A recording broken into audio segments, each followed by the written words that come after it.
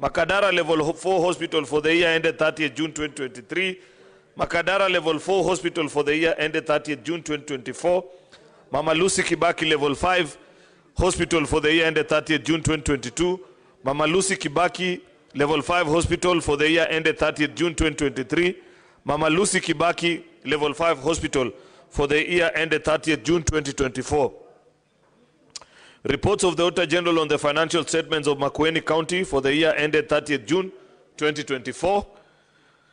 County Executive of Makueni, County Assembly of Makueni, County Revenue Fund, Receiver of Revenue, Makueni County Bursary Fund, Makueni County Emergency Fund, Makueni Water and Sanitation Company Limited, Makueni County Sand Conservation and Utilization Authority, Makueni County Fruit Development and Marketing Authority. Mr. Speaker, I beg to lay.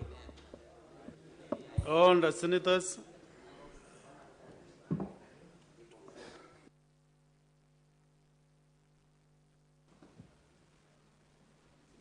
We go to the next order, but senators, note that we are using a supplementary order paper. Next order.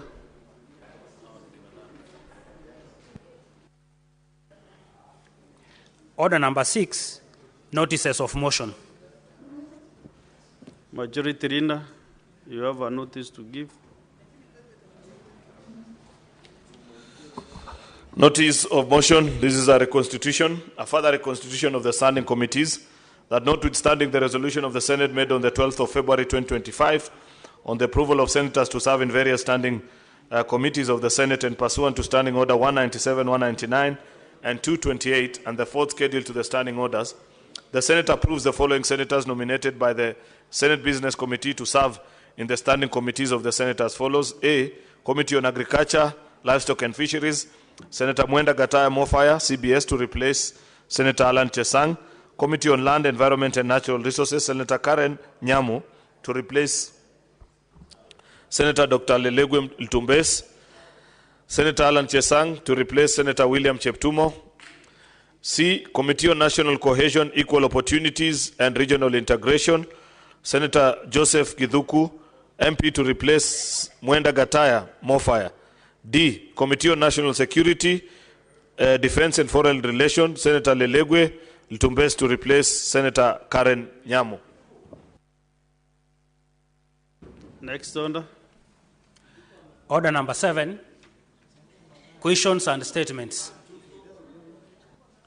Yes, we have statements under Standing Order 53-1. We start off with Senator Catherine Muma. I understand she has delegated that work to Senator Miraj. Request for statement on the challenges in replacing and authenticating certificates by the Kenya National Examination Council, NEC. Mr. Speaker, sir, I rise pursuant to Standing Order 53-1 to seek a statement from the Standing Committee on Education concerning the outdated resources sapping processes that applicants must endure whenever they seek to replace lost or destroyed academic certificates at the Kenya National Examination Council's NEC offices. In the statement, the committee should specifically 1. Explain the justification for the laborious and overly bureaucratic procedural hurdles employed by the Kenyan National Examinations Council in their procedures for the replacement and authentication of academic certificates, including the requirement that applicants obtain confirmation letters from their former and hopefully still existent academic institutions to ascertain they sat their national examinations and they did so in that institution. Yet the NEC is the sole A. custodian of all national examination related data and principal archiver of those candidates' records, and B. issuer of all unique candidate identification numbers for persons sitting their national examinations, and similarly, the sole issuer of all accredited documentation on every candidate's results, including the academic certificates. 2, explain why the NEC is not leveraging technology to operate an independent digitized mechanism that in real time verifies students' examinations related data, thus A, ensuring all candidates' records, including registration details and results, are digitized and stored on secure cloud-based platforms for real-time ease of access whenever NEC needs to verify any applicant's credentials. B, developing and introducing a centralized database that is accessible to... I can see Senator Miraji is struggling to read our statement. Thank you, Mr. Speaker, for protecting me. Developing and introducing a centralized database that is accessible to authorized personnel across different government institutions whenever verification may be needed.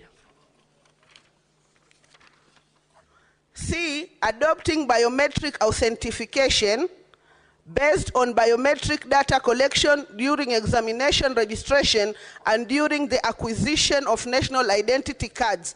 And D, issuance of digital certificates and developing a digital verification system that can be accessed, verified, and shared via secure online platforms by different institutions for real-time verification. And 3, establish clear guidelines for application in cases where schools no longer exist, yet applicants must produce confirmation letters as a requirement to avoid victimizing applicants due to circumstances beyond their control. Another statement, request for statement on health sector's response to the consequences of a halt in the United States funding for HIV and AIDS health program. Mr. Speaker, sir, I rise pursuant to Standing Order 53-1 to seek a statement from the Standing Committee on Health regarding the contingency measures being contemplated to address the funding shortfalls resulting from the implementation of the United States Executive Order number 1416-9 dated 24th January 2025 on re-evaluating and realigning U.S. foreign aid, which is halted and supported by multiple U.S. government agencies to Kenya, including the President's Emergency Plan for AIDS Relief, PERFARE. In the statement, the committee should, 1, provide a report on the amount of U.S. foreign aid received by Kenya for the financial year 2023-2024 and 2024-2025, highlighting the portion of that funding targeted towards the life-supporting antiretroviral treatment, ART, for persons living with HIV, PLHIVs, and other essential HIV services program, including testing, access to counseling services, and access to preventive commodities. Number 2, detail the funding shortfalls and suspension of operations anticipated from implementation of the said U.S. executive order and elaborate on how this affected the health sector's ability to sustainability fund that affected health programs, including PEPFAR funding support for A, HIV commodity needs for financial year 2024-2025, Country Operational Plan 24, COP24, that has contributed in excess of 28% of Kenya's total annual requirement for the procurement and distribution of HIV health products.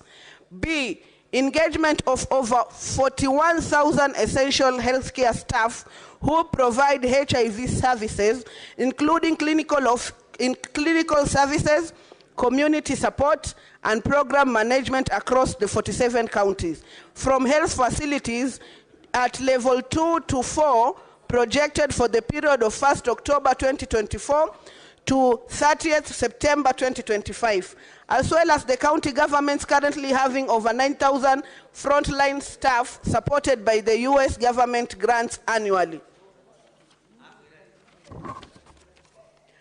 And C, system for HIV and health data infrastructure, including cash 8 million that supports data hosted at the National AIDS and STI Control Program, NASCOP, as well as maintaining the National Data Warehouse that includes data on early infant diagnosis, HIV testing, viral load dashboard, antiretroviral treatment, and mortality surveillance.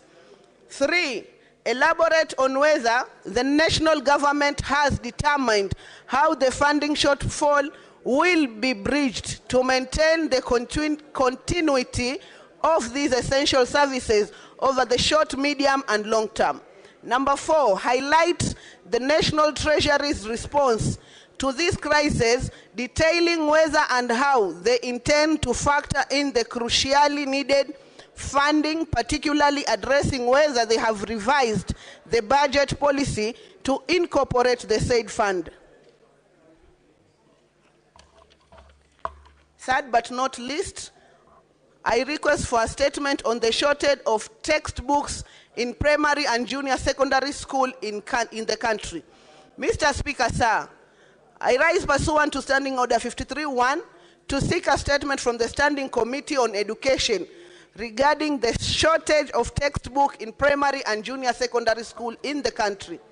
Mr. Speaker, sir, there is a severe shortage of core textbooks in schools, which is significantly affecting learning nationwide. The shortage has particularly impacted subjects that were recently reorganized and consolidated, as well as new textbooks for grade 9, which were expected to be available at the beginning of the school term. In the statement, the committee should assess the extent of the textbook shortage across different grades and subjects, identifying the most affected classes and learning areas, and evaluate its impact on learners and schools, including disruptions to the implementations of the competency-based curriculum, CBC. Clarify, number 2, the committee should clarify the government's policy on textbook procurement, specifically whether the responsibility lies solely with parents or if there is a government distribution plan to ensure equitable access to learning material for all learners. 3, explain the role of the Kenya Institute of Curriculum Development, KICD, in approving and releasing new textbooks, including whether delays in the rationalization process contributed to the shortage. 4, provide an update on the commitments made by the Ministry of Education and KICD regarding the approval and distribution of textbook, ensuring transparency on the expected timelines for resolutions. And 5, outline the actions taken by the Ministry of Education to ensure that all learners have access to the required textbook, including clear timelines for their availability. For Senator Catherine Muma. Thank you, Mr. Speaker. Next statement by Senator Esther Okenyuri.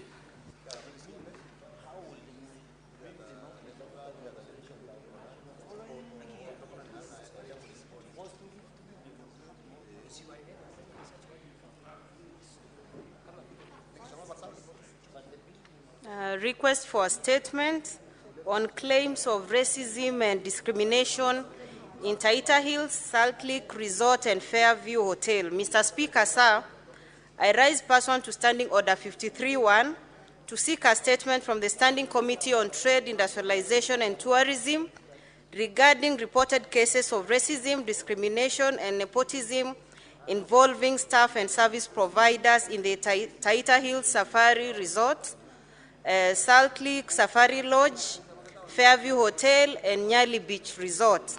In the statement, the committee should, 1, state any measures the Ministry of Tourism and Wildlife has taken to safeguard the staff and service providers against the reported cases of racism, discrimination and nepotism at the Taita Hills Safari Resort, Salt Lake Safari Lodge, and Fairview Hotel and Nyali Beach Resort. 2, outline the terms of employment in the said hotels and state whether the Employment Act is adhered to in hiring and dismissing employees.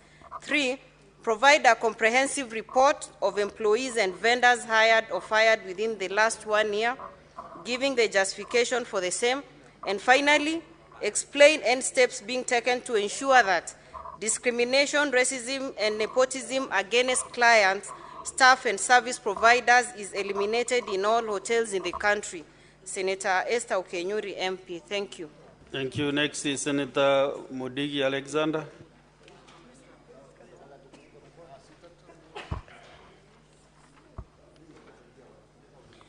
Request for statement on June 2024, fire tragedy at the Embu County Governor's Office. Mr. Speaker, sir, a rights person to standing order 53.1 to check a statement from the Standing Committee on National Security, Defense and Foreign Relations regarding a fire tragedy that destroyed the Embu County Governor's Office during the June 2024 Generations Gen Z protest.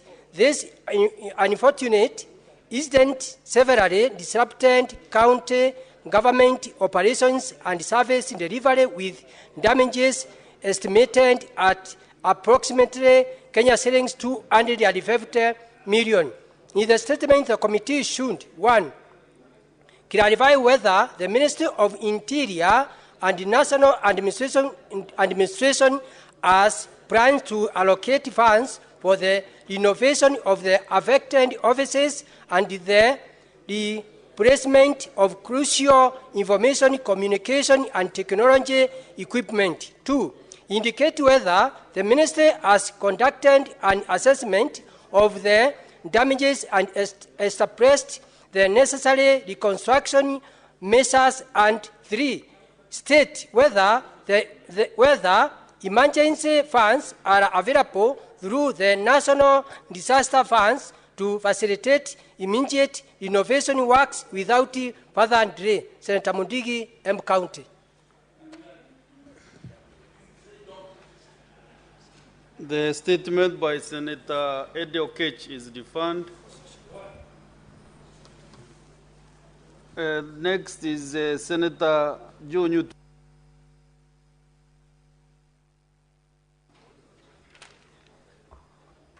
Mr. Speaker, sir, I rise pursuant to Standing Order 53.1 to seek a statement from the Standing Committee on National Security, Defense and Foreign Relations regarding the security situation in Kandara constituency in Murang'a County.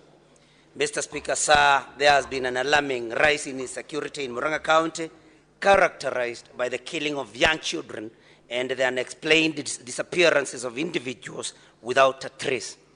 This situation has been exacerbated by the closure of 3 police stations, namely Kiriko Police Post, Kawendo Police Post, and Gakoi Police Post in Kandara constituency. In the statement, Mr. Speaker, the committee should: 1, provide the reasons behind the closure of Kiriko Police Post, Kawendo Police Post, and Gakoi Police Post in Kandara constituency, Murang'a County. 2, explain why no officers have been deployed to Shoi Police Post despite its completion several years ago, and provide a timeline for the operationalization. And 3, outline the measures in place to enhance security in Kandara constituency and the wider Murang'a County, and explain the actions being taken by the police to bring to book those behind the wave of insecurity in this area. I thank you, Mr. Speaker. Next is Senator Mwaruma Jones.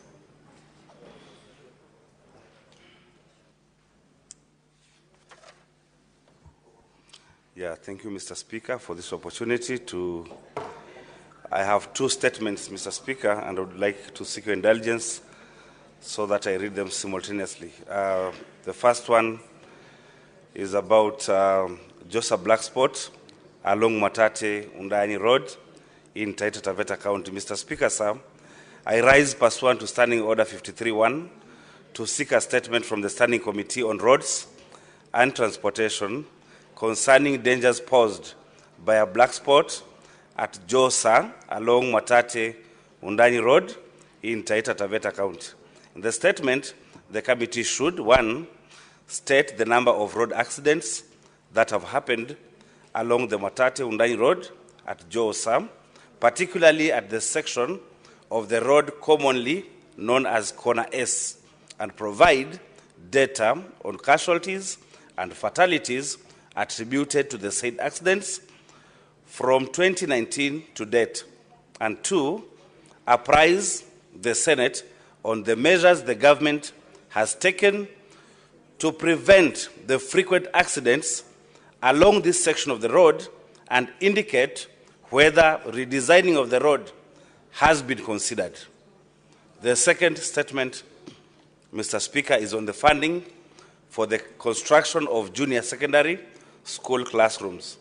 Mr. Speaker, sir, I rise pursuant to Standing Order 53-1 to seek a statement from the Standing Committee on Education concerning the rationale behind bills of quantities, formulation for the ongoing construction of junior secondary school, JSS, classrooms countrywide.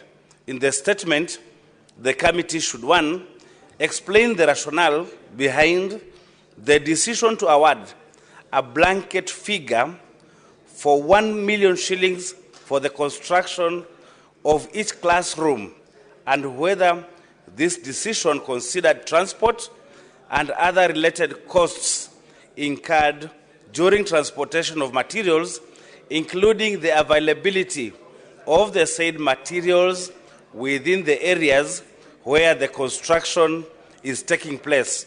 2, apprise the Senate on whether the government has any plans to adjust the amount payable to the contractors engaged in areas that face materials and logistical challenges to ensure contractors do not engage in substandard work as they try to safeguard their profits. And 3, provide a list of schools in the country, if any, that are yet to secure contractors for the construction of classrooms due to the cost implication that go beyond the 1 million shillings allocation. I thank you, Mr. Speaker.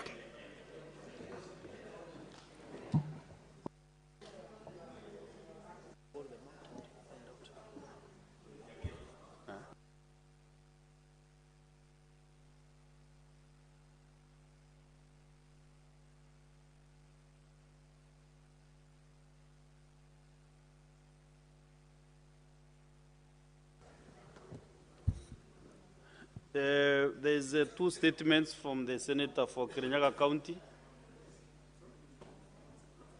Is he around, or has he assigned any of the members to lead on his behalf? Senator James Murango. Ketungati. Okay, please do.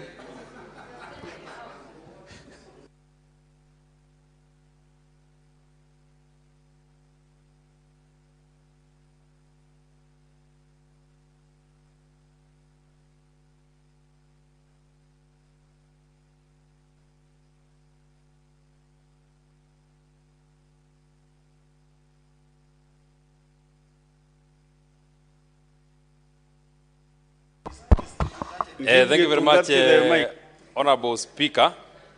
I want to read these statements representing the Honorable James Kamau Murango, Senator from Kirinyaga, and it is such a pleasure to represent one of our own, Agitungati. Request for statement on the pending bills owed to contractors and suppliers by the county government of Kirinyaga. Mr. Speaker, sir, I rise pursuant to Standing Order 53-1 to seek a statement from the Standing Committee on Finance and Budget regarding the pending bills owed to the contractors and suppliers for goods delivered and services rendered to the county government of Kirinyaga. Mr. Speaker, sir, this is a matter of great concern, considering that some of the contractors and suppliers have loans to service, and the continued non-payment of the pending bills starves businesses of the necessary capital to operate and grow. In the statement, the committee should, number one, provide details of the amount of pending bills owed by the county government of Kirinyaga to contractors and suppliers for goods delivered and services rendered at the end of the financial year 2023-2024, and state the period the unsettled pending bills have been outstanding. Number two, state any measures in place to ensure that the Kirinyaga county government settles all the pending bills as a matter of priority.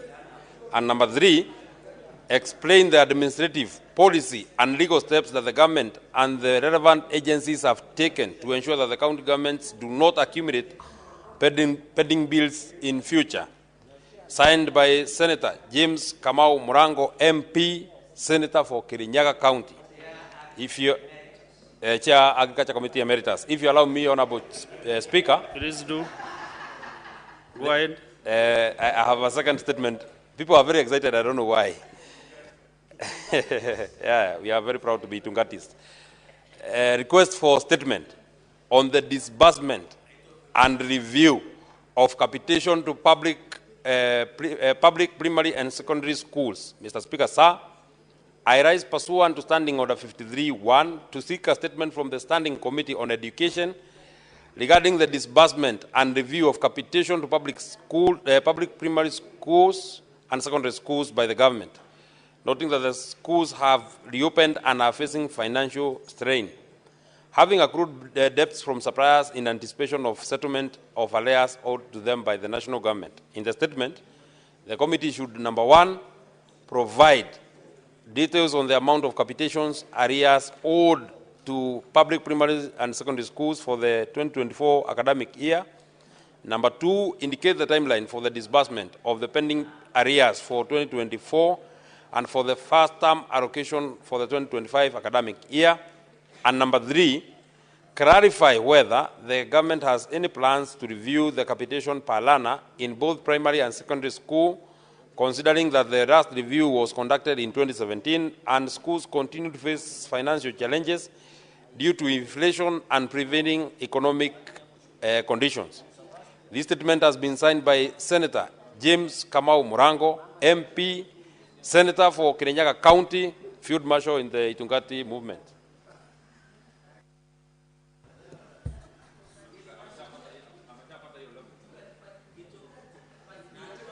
Next is a statement from Senator Richard Onyonka. I understand you have sent Senator Ende Okech.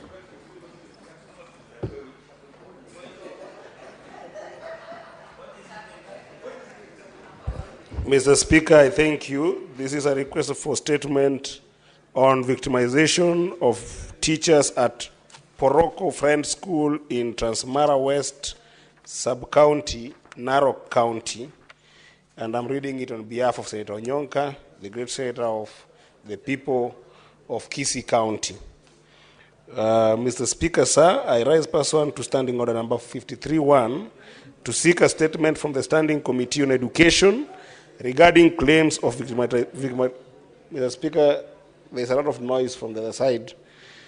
But regardless, I rise pursuant to Standing Order number 53-1 to seek a statement from the Standing Committee on Education regarding claims of victimization based on tribe of teachers in Poroko Friend School in Transmara West Sub-County, Narok County. Mr. Speaker, before the 2024 Kenya Certificate of Secondary Education, KCSE, examinations, it is alleged that teachers were asked to hang around and assist, and it reads, this is a quotation, engage in exam malpractice, candidates a request, it is said, many refused. The school principal is reportedly on record threatening dire consequences against those who refuse to cooperate. Out of the 47 TSC teachers in the school, approximately 30 were involved in the invigilation and supervision of KCSE in other centers, a fact that made them unavailable for any malpractice within the school. Most disturbingly, Mr. Speaker, in what would appear to be a case of ethnic discrimination and targeted victimization, the Teachers Service Commission, TSC, county and sub-county directors are claimed to have issued punitive transfers affecting only the teachers from a Bagusi community, with a total of 9 teachers having been issued with transfers and release letters from Transmara South, with rife indication that a total of about 20 teachers from the same targeted community might be transferred, whereas the teachers from the local community have not been affected by the said transfers. This points to unfair administrative actions, contrary to the provisions of Article 47(1) of the Constitution. In the statement, therefore, Mr. Speaker, the committee should examine the reasons for the mass transfer of teachers from the Bagusi community from Poroko Friends School and confirm whether those transfers were based on fair and justifiable grounds. Secondly, Mr. Speaker, in the statement, the committee should establish the state the circumstances under which the Kenya National Examination Council, NEC, barred 32 examiners from the school from participating in the national marking exercise and whether the decision is subject to revision. Further, Mr. Speaker, in the statement, the committee should verify whether investigations were carried out into the alleged intimidation, threats, and incitement against some teachers, and explain whether disciplinary action will be taken against anyone found to be culpable. Further, Mr. Speaker, in the statement, the committee should outline any measures the Ministry of Education is taking to ensure that the teachers' transfers are done in a manner that will not be adverse, discriminatory, punitive, or inhumane to those affected. And lastly, Mr. Speaker, in the statement, the committee should state the immediate steps being put in place by the Ministry of Education to ensure the safety of the teachers affected in order to foster a conducive teaching and learning environment at the school. I thank you, Mr. Speaker. Next is the statement by Senator Tabitha Karanja Keloche.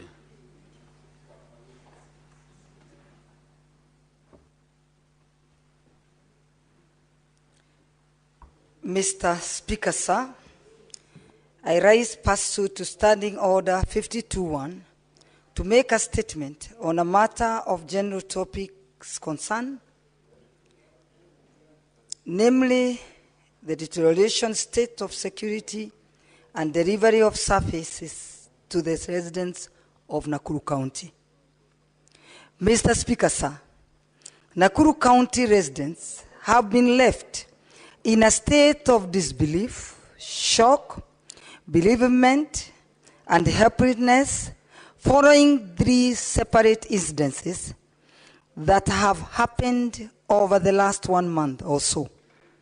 In the first incident, a political activist, Mr. Richard Raymond, was brutally murdered on 18th January 2023, just a few meters from the Erbagon police station in Molo.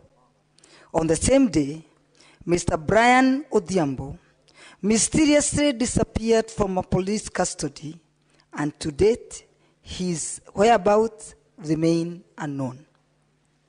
Mr. Speaker, sir, to illustrate how the situation in Nakuru County is moving from bad to worse, there is a case where a 7-month-old baby by the name Mercy Ngeno, belonging to a deaf couple, was taken to the Nakuru Teaching and Referral Hospital following a short illness. The baby was admitted, but unfortunately died on 2nd February 2025, in the presence of her father, who was taking care of her. The body was moved to the hospital morgue on the Sunday evening. However, the father was denied access to the morgue by the attendant, yet he had wanted to witness where his late daughter was to be preserved. He then went home to inform his family of the demise of their lovely daughter, and they started burial preparation. A few days later, on 6th February 2025, they went back to the hospital morgue with clothes and a coffin to collect the body of their beloved daughter, who was to be laid to rest in Bomet County. Mr. Speaker, sir, after handing over the clothes and coffin, they were told to wait for 2 hours to allow the body preparation. 2 hours later, they were told the body was still frozen and the morgue attendant required for another 2 hours. They went back to the morgue after the expiry of the 2 hours, only to be informed that the body was missing.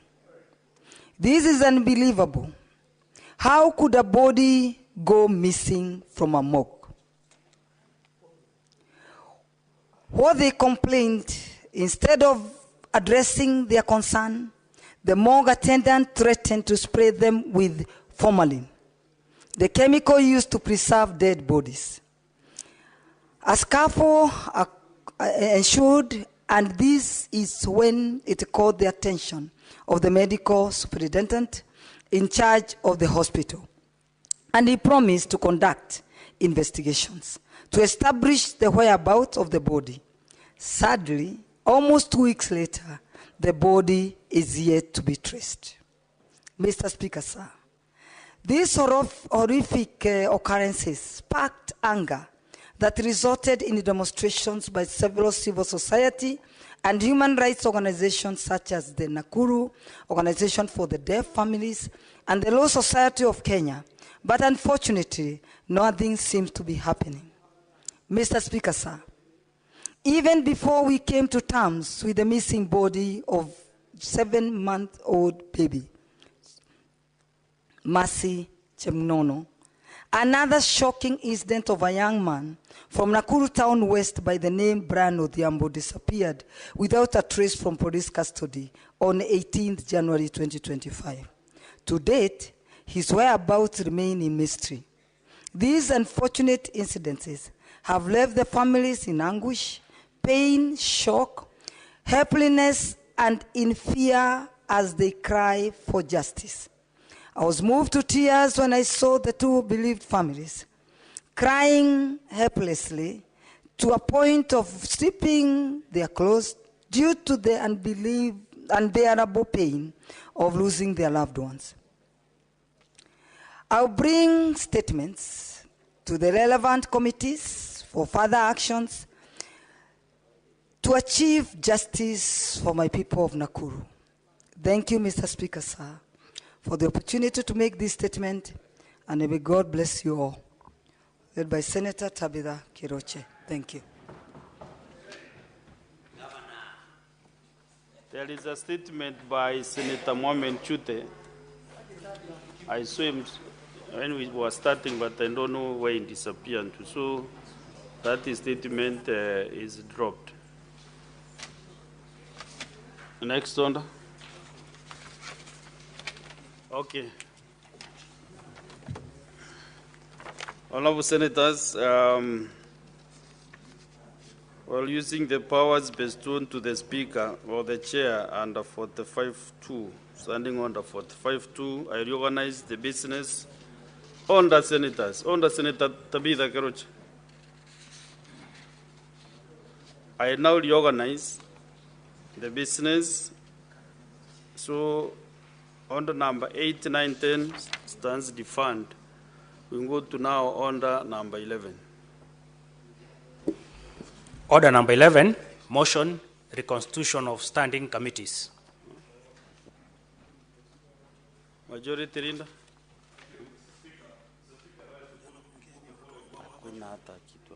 Standing the resolutions of the Senate made on the 12th of February 2025 on the approval of senators to serve in the various standing committees of the Senate and pursuant to standing orders 197, 199, 228, and the fourth schedule to the standing orders, the Senate approves the following senators nominated by the Senate Business Committee to serve in the standing committees of the Senate as follows. Committee on Agriculture, A. Senator Mwenda Gataya Mofaya to replace Senator Alan Chesang. B.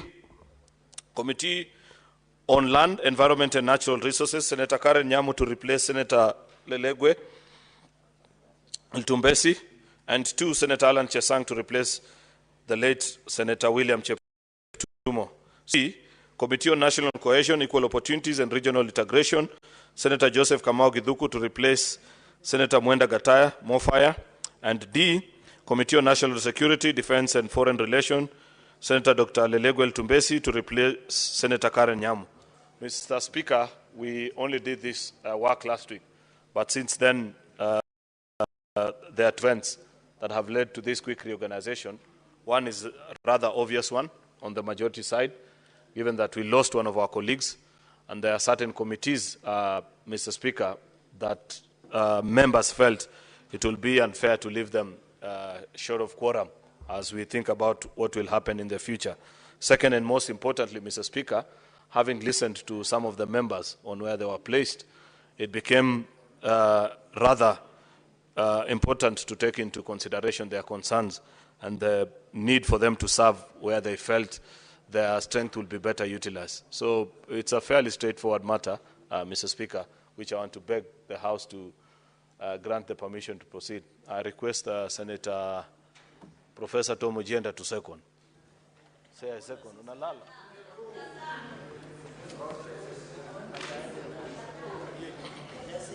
Chair, Mr. Speaker, sir, I second the motion to replace members.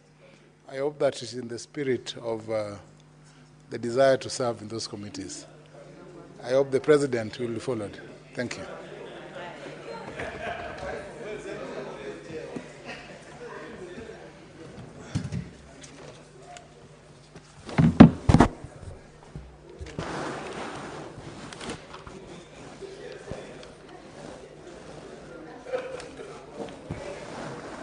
Honourable Senators, Senator Karen Nyamu.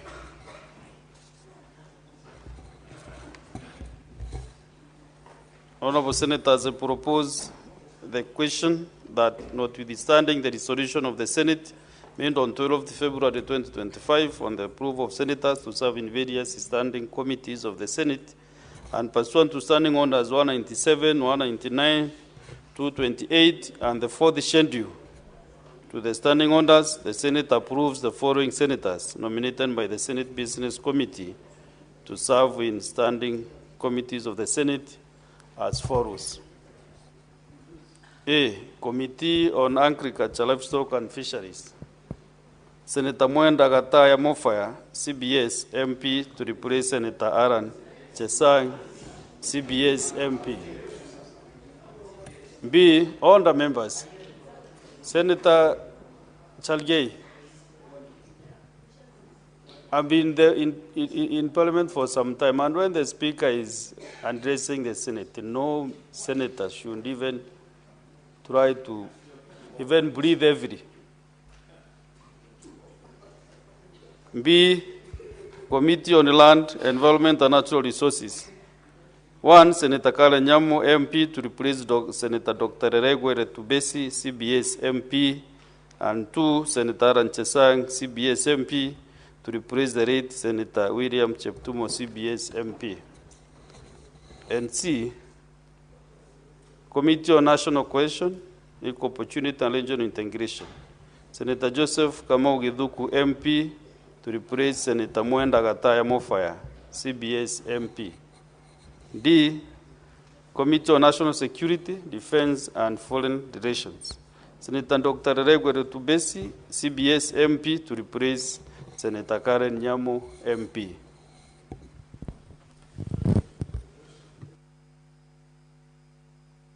The mood of the House? Okay.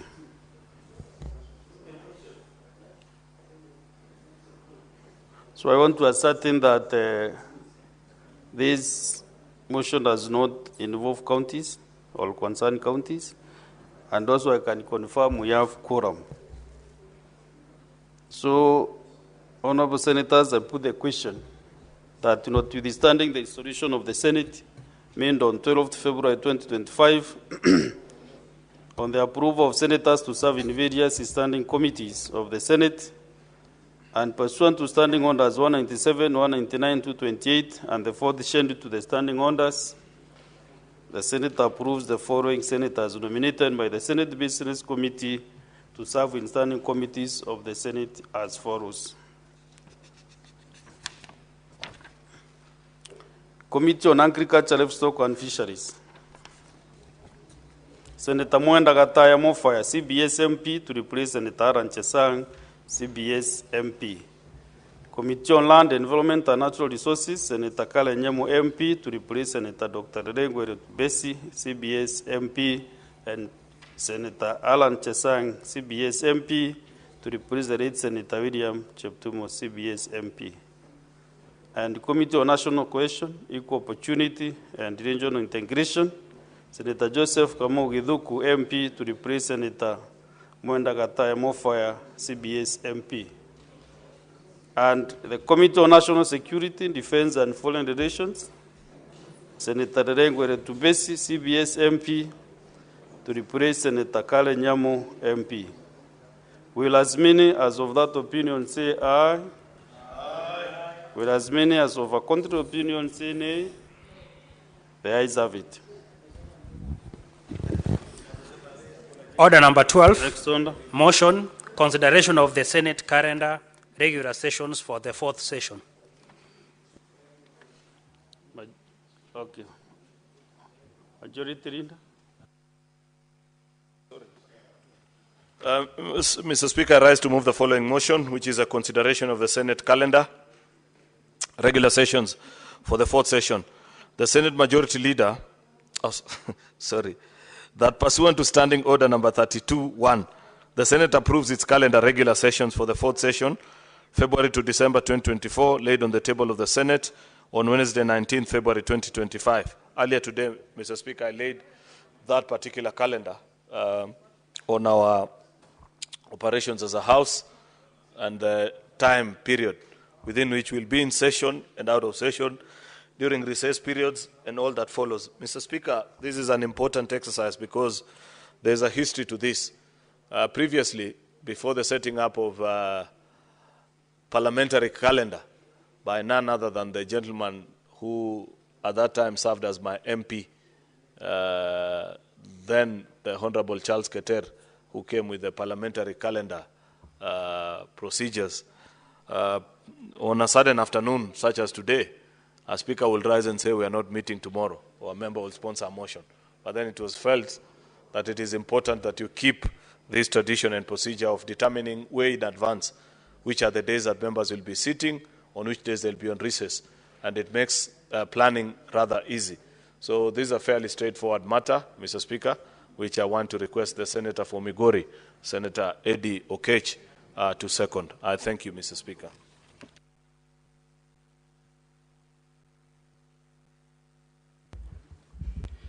Mr. Speaker, this is a pretty straightforward matter and a procedural motion that I don't want to belabor because there is much greater things to discuss, including some senators haven't given, some of their thoughts or opinions on what happened in the AU. I see Senator Lelegwe is very curious to be able to contribute on the AUC results. So therefore, I won't bore us much with discussing this. I second this motion so that we can move to the next. Thank you.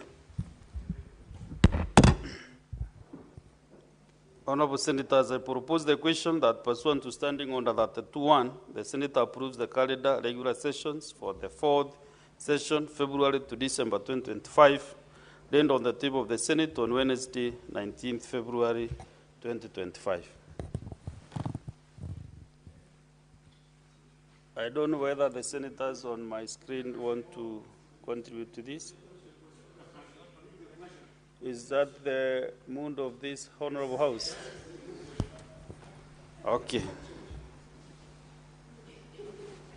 Honorable Senators, I put the question that pursuant to Standing Order 32.1, the Senate approves its calendar regular sessions for the fourth session, February to December 2025, and on the table of the Senate on Wednesday, 19th February 2025. Will as many as of that opinion say aye? Aye.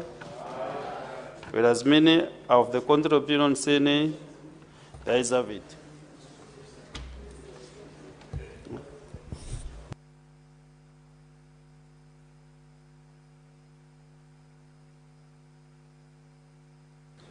Yes, proceed to your seat.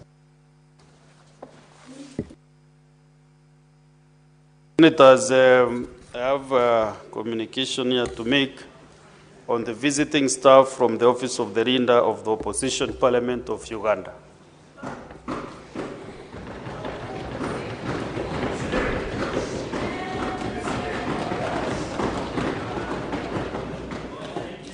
Honorable Senators, I would like to acknowledge the presence in the Speaker's Gallery this afternoon of a visiting delegation of 5 staff from the Office of the Leader of Opposition of the Parliament of Uganda.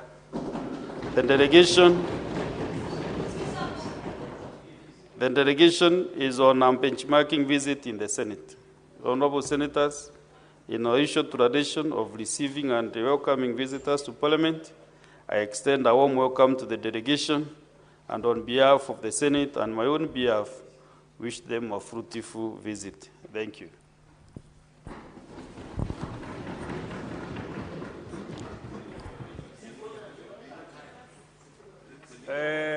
Senator Boni Karwale. And 1 minute, please. No, Senator. Thank you, Mr.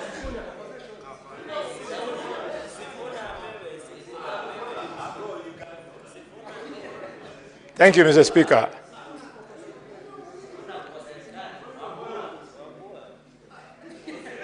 Mr. Speaker, I want to thank you for allowing me to welcome our visitors to this Senate with one important observation, that let it go on record that it is the wish of the Senate of Kenya that Dr. Besigye,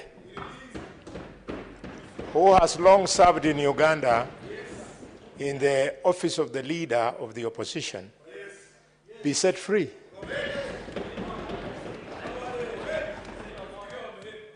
And Mr. Speaker, I say these things with maximum respect, because when I was a small boy at the School of Medicine at the University of Nairobi, Mr. Speaker,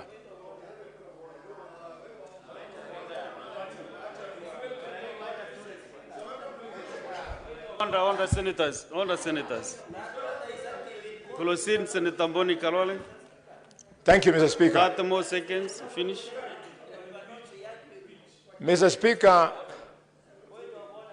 I say this with maximum respect because, Mr. Speaker, I recall when I was a small boy at the School of Medicine at the University of Nairobi, Dr. Besigye was a doctor at Nairobi Hospital. We drank from his extensive knowledge as a medical scientist, and Mr. Speaker, he has remained a friend. The last time I was with him was at the Sheraton's Hotel when he had visited Kenya. Mr. Speaker, we would like this staff to go back knowing that the values of East Africa, they guide all the patriotic sons of Kenya, Uganda, Tanzania, Rwanda, Burundi, South Sudan, and indeed the DRC. I thank you, Mr. Speaker.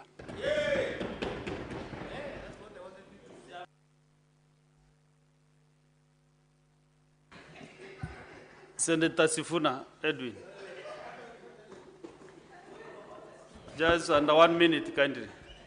Honorable Speaker, as a Senator of Nairobi, where we are seated today, I want to take opportunity on behalf of the House to welcome the delegation from Uganda, the leader of opposition's office. Honorable Speaker, I must say that as a leader of opposition in Kenya myself, it is very easy. It is very easy to be in the opposition in Kenya because we are protected by a very robust constitution for which many people died, and ensure that we have the freedom to speak, freedom to associate, and freedom to exercise our own choices. Unfortunately for our friends in Uganda, some people in this country, in Kenya, are trying to drag us back to the dark days where we used to have dictatorship in Kenya. Honorable Speaker, it is something that is quite shameful and painful to me individually as a senator of the Honourable Council of Nairobi. Senators, we are welcoming distinguished visitors from our neighbor, Uganda. Senator Matinga, Senator Mofaya, Senator Chaligei. Honorable Speaker, I was saying that it is something that causes me personal pain and embarrassment as a senator of Nairobi, that Dr. Kizza Besigye is facing the things that he's facing right now, including an illegal and unconstitutional court-martial, because he was abducted in my own city in Nairobi. It causes me great embarrassment as a Kenyan that we handed over Dr. Kizza Besigye, who's a personal friend of mine, Honorable Speaker, to the authorities in Uganda. And despite the fact that the Supreme Court of Uganda has said that that trial is unconstitutional and should be discontinued, the state in Uganda continues to refuse to disobey that court. So therefore, the delegation from Uganda, know that you have brothers in Kenya who will stand on guard to ensure that we free Dr. Kizza Besigye and we restore Kenya as a safe haven for all the people who believe in democracy in this country, in this world. I thank you, Honorable Speaker, and I welcome them. Let them feel free in Kenya, knowing that the constitution of our country guarantees freedoms for all. I thank you. What is your point of information, Senator Chaligei? Who do you want to inform and he is already seated? And he doesn't need your information. Clarity. On point of clarity, Mr. Speaker, I raise understanding order 98 on a point of order and 101 on contents of speech. I needed clarity on our standing orders.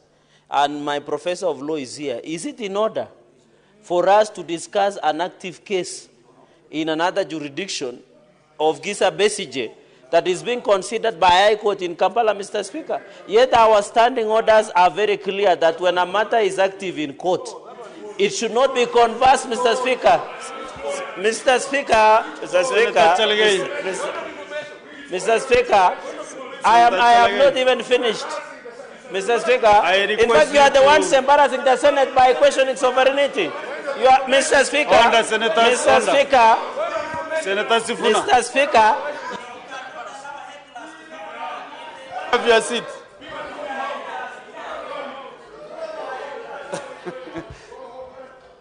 Senator Chaligei, you know, sometimes you don't cause unnecessary drama in front of visitors.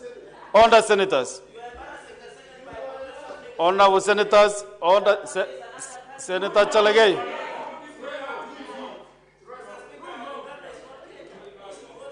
Senator Chaligei. Senator Chaligei.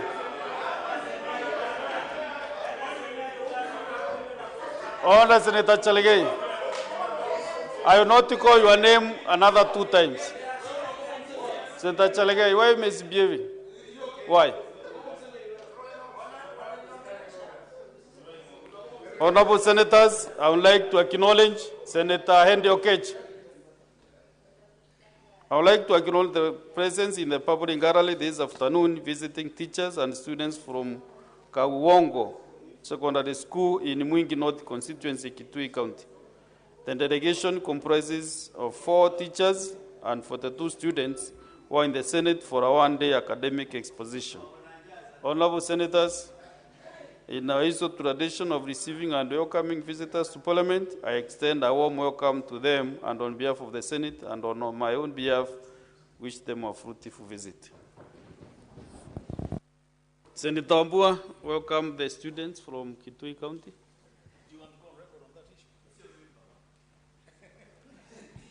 Mr. Speaker. Honorable Senators, Mr. Speaker. let me give this last warning. Please.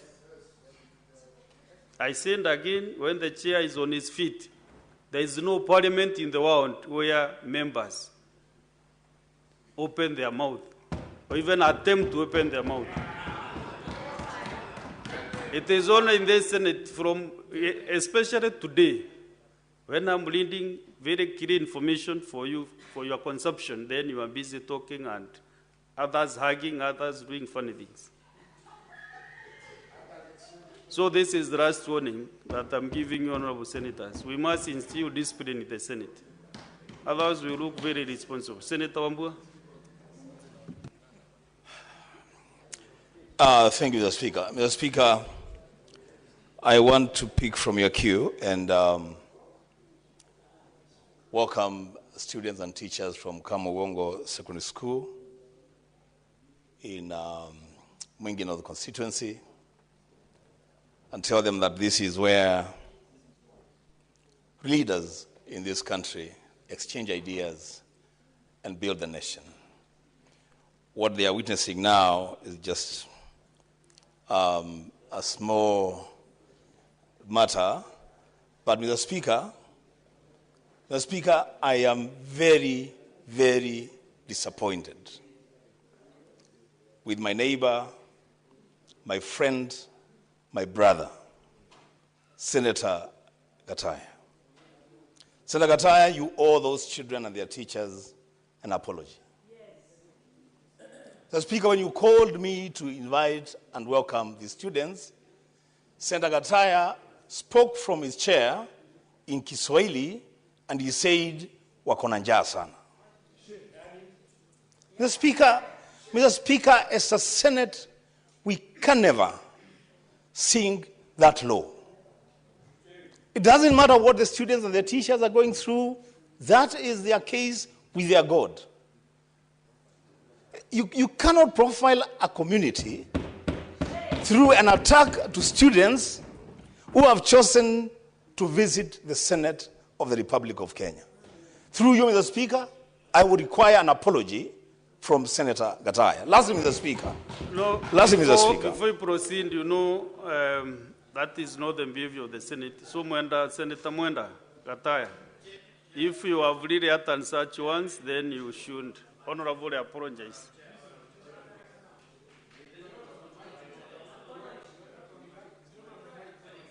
Give him the mic to convey that apology. If that is what you said.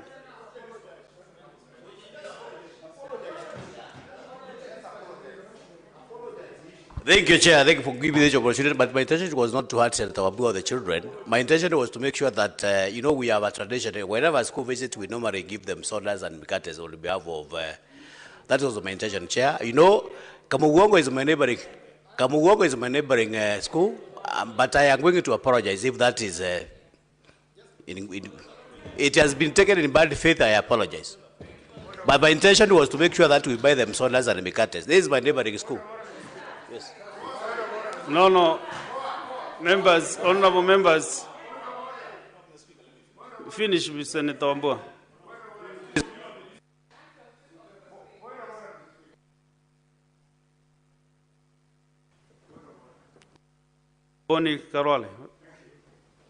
Mr. Speaker, I rise under Standing Order number 126, which says, Mr. Speaker, any senator may at any time, on a point of order, invite the Speaker or the chairperson of a committee to name another senator for gross disorderly conduct. Mr. Speaker,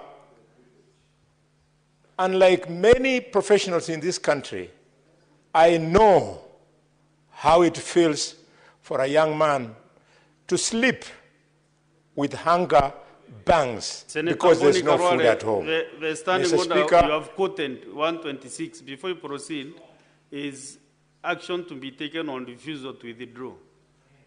Senator Mwenda Gataya has apologized. Mr. Speaker, if he was, Mr. Speaker, if you allow me. So now which is standing order you? Mr. Speaker, if you allow me. This matter has been closed. Please, Senator Wambua. Mr. Speaker, let's close that matter. Senator Gataya has apologized. We take his apology, but will not accept assent. Senator Wambua, now, to once even buy a member anything for those children, Mr. apologizes, Speaker. just don't open that matter again. Thank you, Mr. Speaker. Kindly. Mr. Speaker, so I welcome the students, and they should feel really at the place where they were going. The Senate of the Republic of Kenya, a Senate that debates issues, not personalities or conditions that people go through. Mr. Speaker, secondly and lastly, as a leader of the opposition in the House, I join you and my colleagues to welcome the delegation from Uganda, and I stand in the same shoes that other colleagues have stood in. Mr. Speaker, Kizza Besigye must be set free. He must be set free. Mr. Speaker, we have a motion that is coming up, which we began in the morning. The behavior of the national executive and its consequences to our international outlook.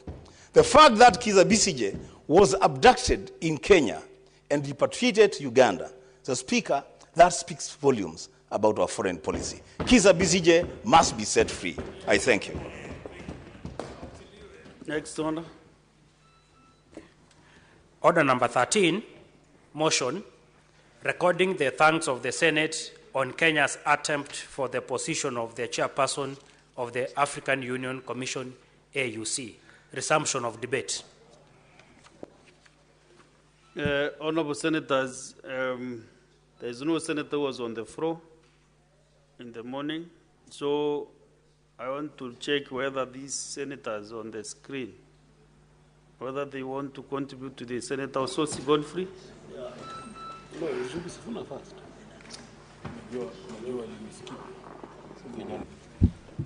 Thank you, Mr. Speaker, for the opportunity to contribute to this very important motion. Mr. Speaker, let me start by thanking my party leader, Honorable Raila Amolo Odinga, for the credible effort he put in the campaigns to become the African Union Commission chairperson. Mr. Speaker, as has been said by my colleagues before, Honorable Raila put in a lot of energy, a lot of attention, and a lot of effort in attempts to secure this position. And we know that Honorable Raila has a Pan-African spirit, and he has many friends across Africa. But the effort that he put in was not necessarily reflected in the results because there were many factors at play. There were national interests, regional interests, and continental interests, and to some extent international interests that came to play. But we thank God that Honorable Raila put in a very credible effort. And as has been said, he withdrew from the race just before they went to the 6th round. And those who have been saying that Raila Odinga does not accept defeat, you saw it for yourself. Raila put the interests of Africa first, because if we had gone to the 7th round, the implication was that the election of the AUC chair was going to be suspended for another 6 months, and therefore putting Africa at risk in terms of management of the African Union. So that was a great show of Pan-Africanism. That was a great show of a person who believes in democracy. And that has always been his stand. We also want to thank the country Kenya for the support that they extended to Honorable Raila Odinga in his campaign. And I want to state very clearly here that Honorable Raila was not persuaded by anyone to vie for the position of AUC chair. Madam Speaker, I had the privilege to accompany Honorable Raila in February 2023 at the height when we were agitating for a number of things, including high prices and all that. And I traveled with him to Abuja, Nigeria. And by then, the conversation had already started on the issue of African Union. So I want to make it very clear that it was not at the instigation of anyone. It was his own decision to vie, and because he belongs to the country Kenya, we want to thank the leadership of the country for agreeing to support him as a country. Mr. Speaker, Raila Odinga is the candidate that Africa needed at this point in time. A candidate or an AUC chair who was going to make huge contribution, especially on matters of infrastructure, which he has huge passion for, on matters of unity, on matters of empowerment of African youth who comprise over 50% of the population of Africa. Mr. Speaker, the elections have come and gone, and we know who won the election. Let us discuss, let us engage on the results, but we must engage with caution. I have seen people posting names of countries and how they voted. Madam Speaker, it's so difficult to know how countries voted because it is secret ballot. I don't know where they're getting that information. Because when you say so-and-so did not vote for us, it has a risk of getting us into a bigger diplomatic mess. So I want to request those who are telling us how countries voted to go slow on that, because we are going to even get deeper into diplomatic crisis.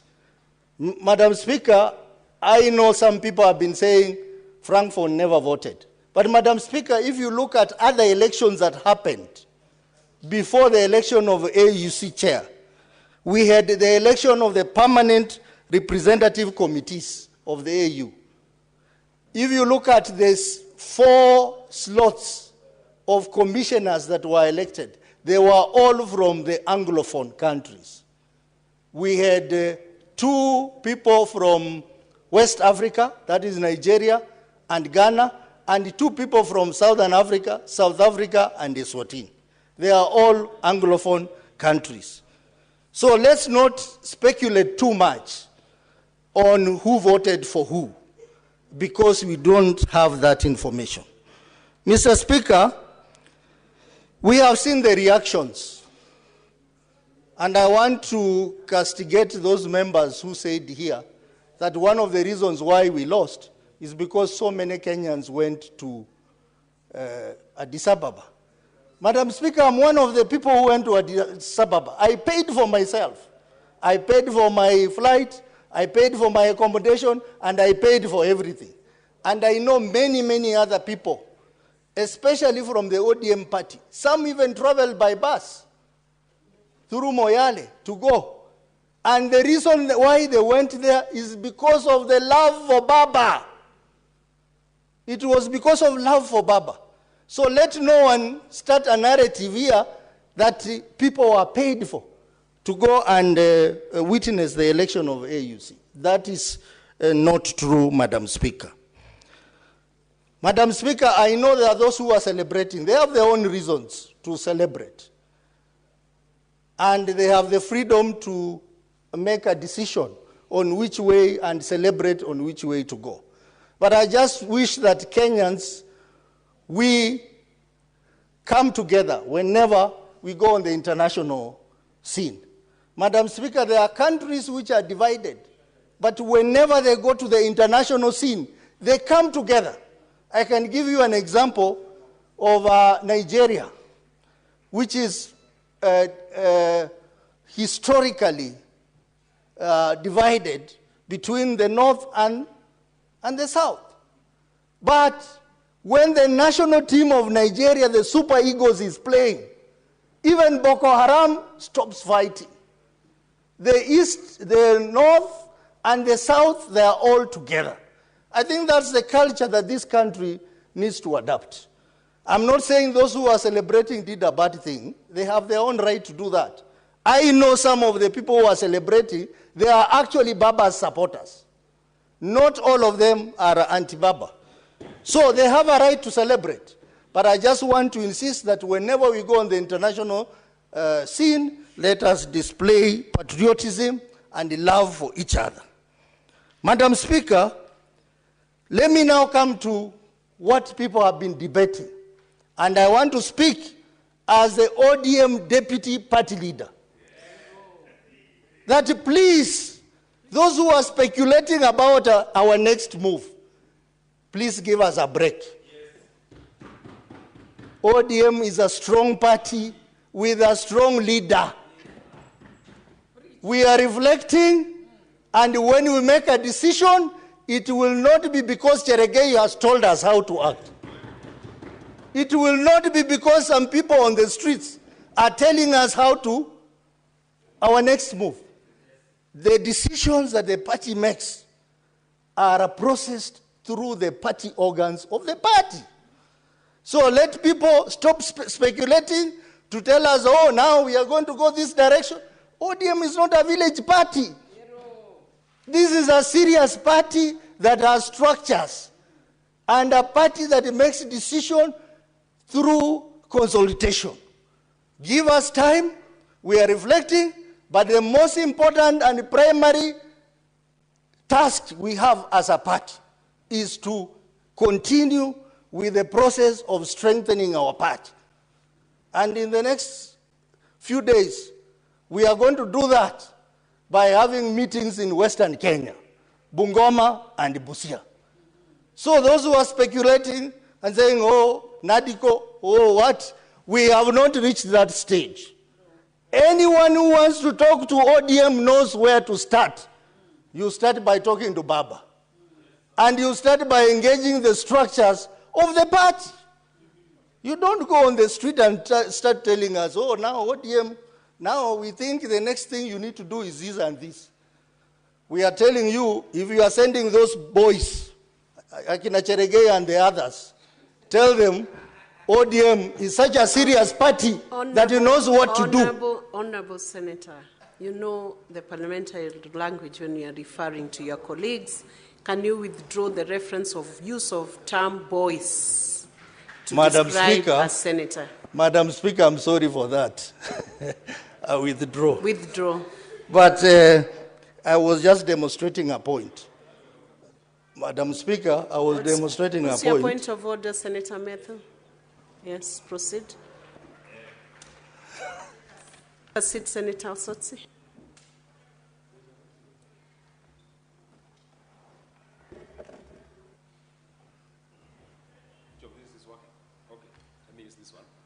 Madam Speaker, I would not have wanted to interrupt the Deputy Party Leader of ODM Party. I'm rising pursuant to Standing Order 105, responsibility for a statement of fact. Now that, Honourable Speaker, we want to follow the debate and we want to understand where the Deputy Party Leader of ODM is coming from, and he's a senior official in the party. May I ask that he expound so that for our own consumption and for our own knowledge, who are these people that he's referring that are sending boys to their party? I think it is fair that he expounds so that we are able to follow the conversation and follow the debate. Senator Osotsi, can you elaborate? You know, Senator But without Methu, the reference of the word boys, because that name has been withdrawn. I withdraw the word boys. But, you know, Senator Methu is such a very intelligent leader. and you have been reading newspapers, you have been following social media, and you have heard people make statements in the media regarding what the next steps of ODM should be. I made reference to Senator Cheregei, who has even come out, even on the floor of this House, to even allocate positions to our party. In the morning, in his contribution, he said that they are going to allocate this kind of position in the party. That is why I was making reference to say that please, speculators and our competitors from either side, please give us a break. We know what we are doing. We knew that in this election there can only be two results, either a win or a loss. And we were prepared for that. So give us a break. We are an organized party. We are a big party. And the ODM does not implement its decision based on public hallucination or perception. We make concrete decisions that are for the betterment of our membership. And that is the position, Madam Speaker. What is your point of order, Senator Boni? Thank you, Madam Chair. Indeed, I heard the Senator for Nyandarua very well. Could the Chair please invite Senator Osotsi to respond to that point of order? His point of order was, who is sending the boys? That is the clarification we wanted. Once you tell us those boys, it doesn't matter whether you call them boys Senator or what. Boni, but once you tell us, yes, sir, man. We have restrained the use of unparliamentary language. The term boys Okay. is withdrawn. So, Don't use it again. yeah. The point of order, Madam Speaker, was the identity of the person or people who are sending the people he called those names. Who is this force? Proceed, Senator Osotsi. I believe it should take less than a minute to clarify that. My time is being eaten into, but very clearly that what I was trying to imply, Madam Speaker, is that we are getting a lot of unsolicited advice from people who are not members of ODM party, telling us what to do next. We do not want that advice because we are a strong party that has structures and that has systems on how decisions are made.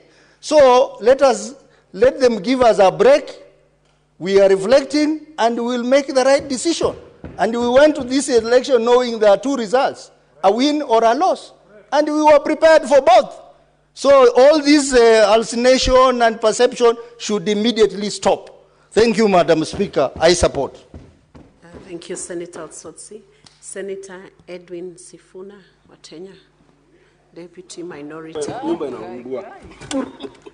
Honorable Speaker, it is an honor to go after my Deputy Party Leader has spoken on the position of the party. Honorable Speaker, I want first of all to echo the words that the Senator for Vihiga has said, that we as ODM are extremely proud of the campaign that was run by our party leader, the Honorable Raila Amolo Odinga. We are extremely proud, Honorable Speaker, because even some of us who are way younger than us were envious of his energy to put in all those hours of flights, to go to all those capitals, to go and speak to all of those people so that they can be able to support him. There is consensus across the country, Honorable Speaker, that there was nothing wrong with the candidate. We presented the best possible candidate Kenya could have. If you look at his stellar experience in public life, even on the continent as the AU infrastructure envoy for the past few years, Honorable Speaker, we had the best candidate we could put forward. Honorable Speaker, last year, I had opportunity to be a part of an observer mission, and it was the first time that I was undertaking such duties in my entire life. We were part of an observer mission for the elections in Somaliland. And that is when, Honorable Speaker, I came to realize that sometimes the decisions that are taken in our internal borders or in the borders of one country, we think sometimes that they are entirely our decision. But I'm telling you, Honorable Speaker, I learned that many people, especially your neighbors, your geopolitical neighbors, have interest in what happens in your country. Honorable Speaker, when we were there, we realized that many of the countries around Somaliland had an interest. Addis Ababa had an interest in the election in Somaliland. The people of Djibouti were watching very keenly to see what happens in Somaliland, and of course Somalia itself, because they claim that Somaliland is part of the region of Somalia. Honorable Speaker, what that experience showed me is that I am totally blindsided as a legislator, as a leader in this country, when it comes to global geopolitics. It is no wonder, Honorable Speaker, I made a decision, conscious decision, to join the committee in this House that deals with foreign relations. Because for me, Honorable Speaker, I have always felt that the lack of clarity when it comes to Kenya's foreign policy positions is a problem for even some of us. Honorable Speaker, I will give you another anecdote before I say what I want to say. When I began my journey in politics, I tried my hand in a rural constituency called Kandui. And I remember, Honorable Speaker, we used to send representatives to funerals. For instance, because I used to operate out of Nairobi, I couldn't attend all functions. And I remember the advice of one old man, that the people you send who speak in your name, Madam Speaker, they are as important as you. Sometimes even more important than you. Because that face that they see determines whether they elect you or they don't. Honorable Speaker, I was told, you must do family background checks. I can see Khalwale looking at me. Honorable Speaker, if Khalwale sends somebody to represent him at a function in Malinya, and that person has questionable character, like for instance, he's a night runner, or he's a murderer, or he has bad manners generally, then the reputation of that person rubs on you as a candidate. I want to say very clearly that there is consensus that there was nothing wrong with our candidate. The problem, as I see it and as I understand it, is the bad manners of the Republic that he was fronted by. And I want to go through those bad manners, Honorable Speaker, because it is something that is worrying to us. Honorable Speaker, people make decisions based on how they feel about you, your relationship with them. And I believe the election of the AU was no different. We were all very perturbed when a few months ago, some leaders of a rebel movement were granted opportunity to speak from our shows here. And Honorable Speaker, this I want to draw the distinctions between what Raila Odinga believes in, the things that I know he believes in, and the positions that have been taken by our country that are diametrically opposed to the things that he believes in. Raila Odinga is a Democrat. He would never support the appending of power other than by means of democratic processes. He would never support a situation where you have people who are threatening peace and stability in a neighboring country, and then you grant them, a stage for them to be able to perpetuate this division in their own homes. So therefore, Honorable Speaker, you have this Pan-Africanist who believes in democracy, who believes in the democratically elected government in the DRC, and then you have your own country, the sponsoring country, allowing rebel movements to have a stage in our own republic to say things and undermine democratically elected governments back home. Secondly, Honorable Speaker, there are certain things that I actually believe, like global conflicts, that I admit that maybe I do not have the solution. But Honorable Speaker, when your country takes a position on that, you instantly make enemies and friends. And the clearest example to me is the conflict in the Middle East. This is one of the most complex global conflicts, Honorable Speaker. And many people have gotten to a place where we feel that even the proposed solutions that used to appear like they could work, as days go by and the events in the Middle East continue to unfold, we start to feel like maybe there is no solution to these problems. Honorable Raila Odinga is my party leader. I have had him publicly take a position to support the Palestinian people and say that they have a right to a home. Honorable Speaker, that is the position of the candidate. But what is the position of the sponsoring country? Honorable Speaker, when the sponsoring country takes up an opposite position to the candidate, then it presents a problem. So these conflicts between the position of the candidate and the position taken by government, I believe, contributed to the situation that we are right now. Honorable Speaker, of course, all of us know that once conflict erupted in the DRC, there are certain notions, especially from countries and players in that particular country, that Kenya's position was not a position that was advancing the security and peace of the DRC. Honorable Speaker, we have a very strong voting bloc, the Southern African Development Community. You know the position that they took at the AU. One of the biggest countries and most influential countries in that particular bloc is South Africa. South Africa lost 13 soldiers out of that eruption of violence in eastern DRC just a few weeks ago. The feeling that I have seen amongst many of these people is that that conflict and that emergence of violence was mishandled by the regions, and especially by Kenya. Honorable Speaker, the evidence is in the fact that when our head of state called for a regional summit to discuss that conflict, in fact, the DRC refused to attend. Honorable Speaker, these political decisions that we make here internally, Madam Speaker, they have global implications. The positions we take as a country have implications of how the rest of the country, the world views us and our standing in the community of nations. Honorable Speaker, most of us were shocked. Just a few days ago, I was sitting at KICC, and there was a red carpet rolled out, and there were very lovely ushers there. And I remember asking them, and they were all dressed in a shade of red, I think. Point of information. It's called... Point of information. Point of information. Would you wish to be informed by It's Senator? going to mess my flow of Senator thoughts. Eddie. But let him inform you. Senator Eddie, do not mess the flow of thought from the Honourable Senator's submission. Madam Speaker, this is one of my favorite leaders in the minority side, so I wouldn't want to sometimes interfere with this point of information. But I think I've listened to him using the word position of country.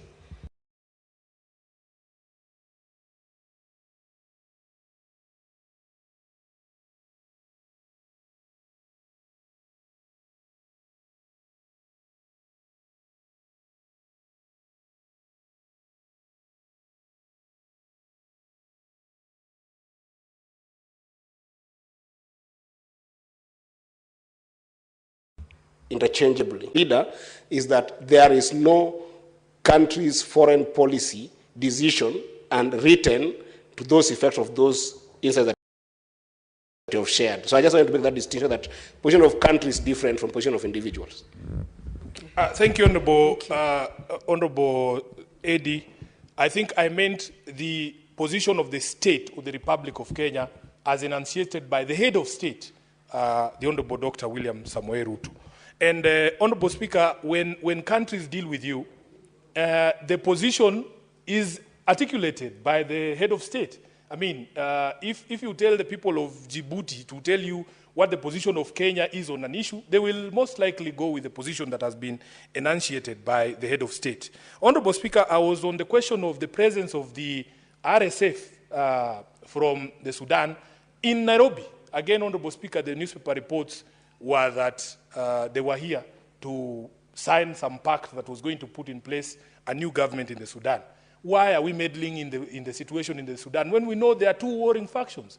We used to play a role of mediator. When the president was President Moi, he was known for being a peacemaker. This country used to be known as a diplomatic hub where these global and regional problems were resolved. But it is no longer the case because we appear, at least the appearance of intermeddling with the internal affairs of our other countries and especially our neighbors is hurting our image. So, Honorable Speaker, after that vote was taken, I have seen a lot of submissions and people talking and saying, oh, there were Kenyans who are unpatriotic. But I want to remind Kenyans that we are a very divisive society.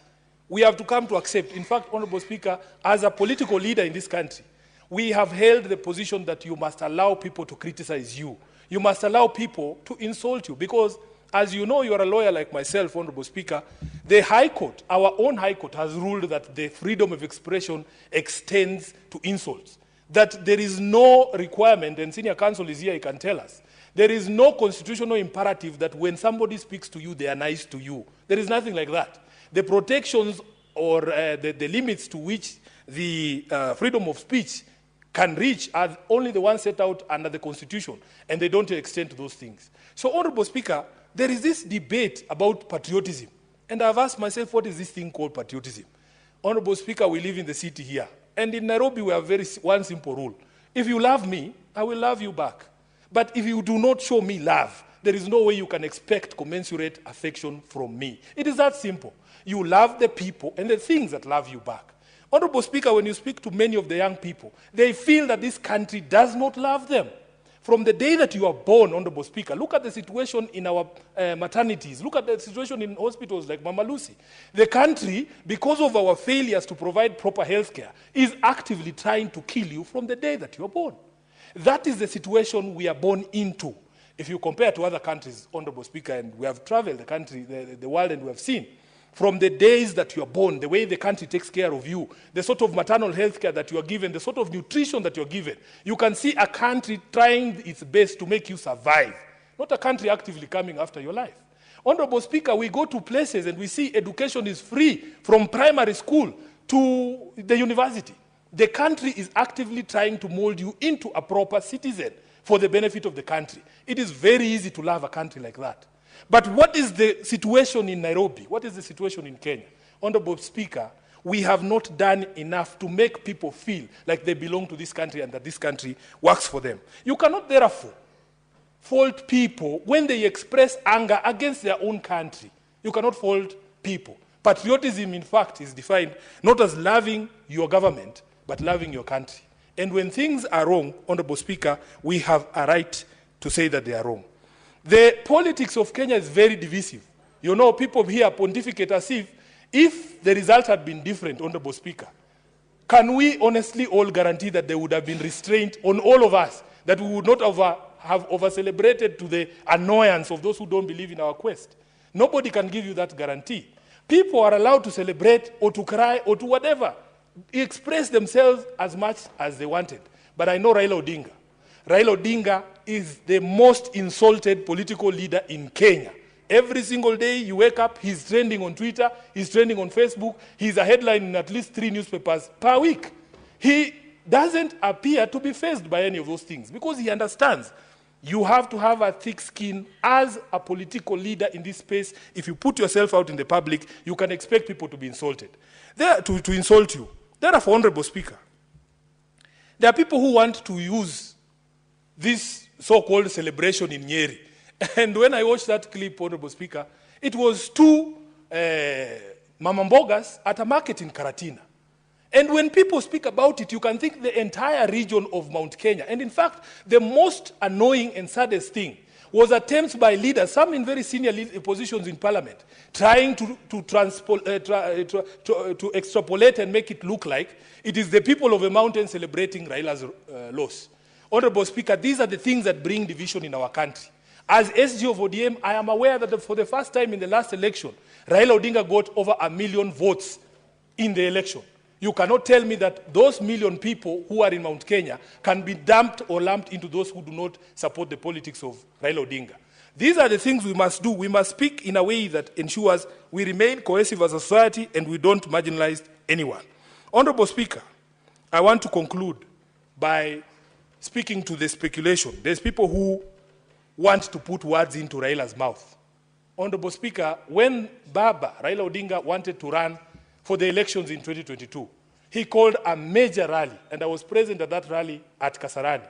He announced it himself that I would want to seek the presidency of the Republic of Kenya.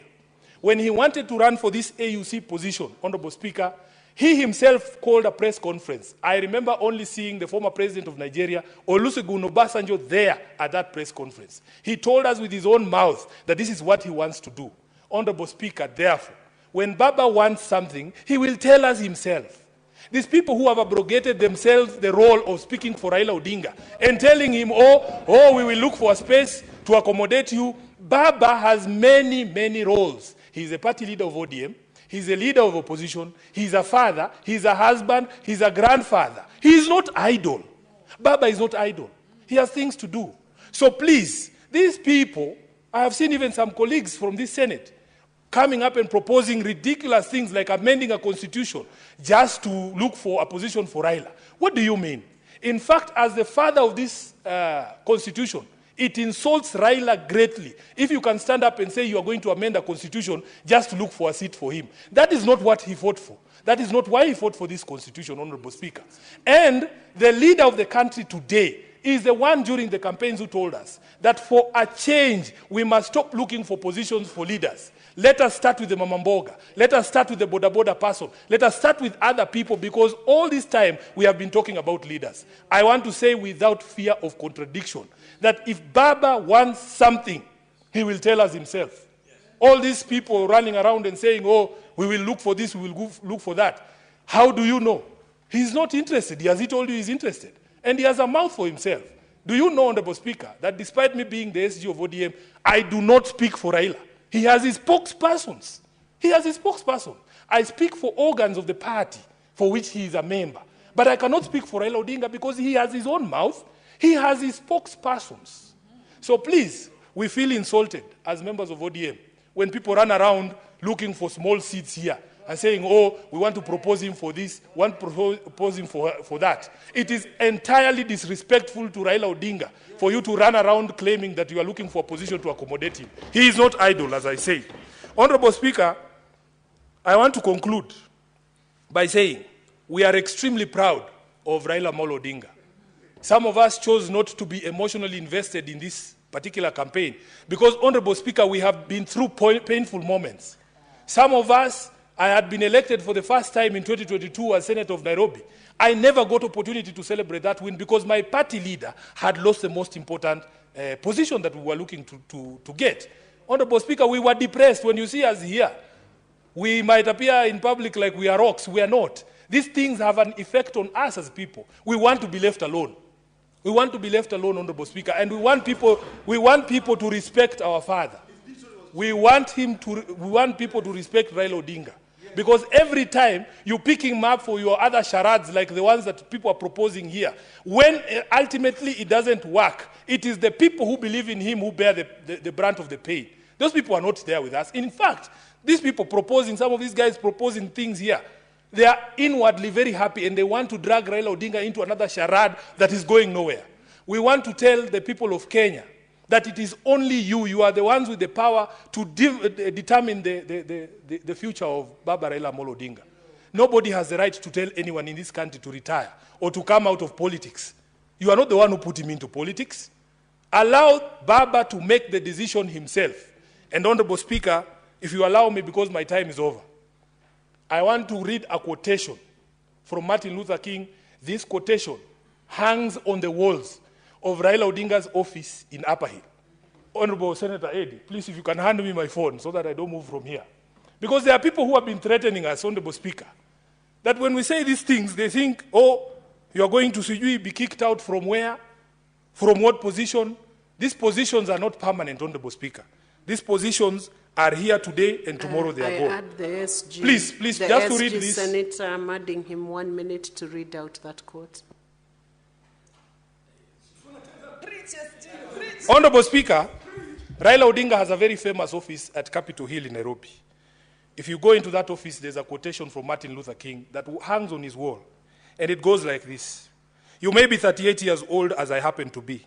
And one day, some great opportunity stands before you and calls you to stand up for some great principle, some great issue, some great cause.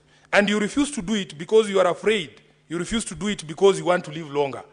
You are afraid that you will lose your job, or you are afraid that you will be criticized, or that you will lose your popularity, or you are afraid that somebody will stab you or shoot you or bomb your house. So you refuse to take the stand. Well, you may go on and live until you're 90. But you are just as dead at 38 as you would be at 90. And the cessation of breathing in your life is but the belated announcement of an earlier death of the spirit.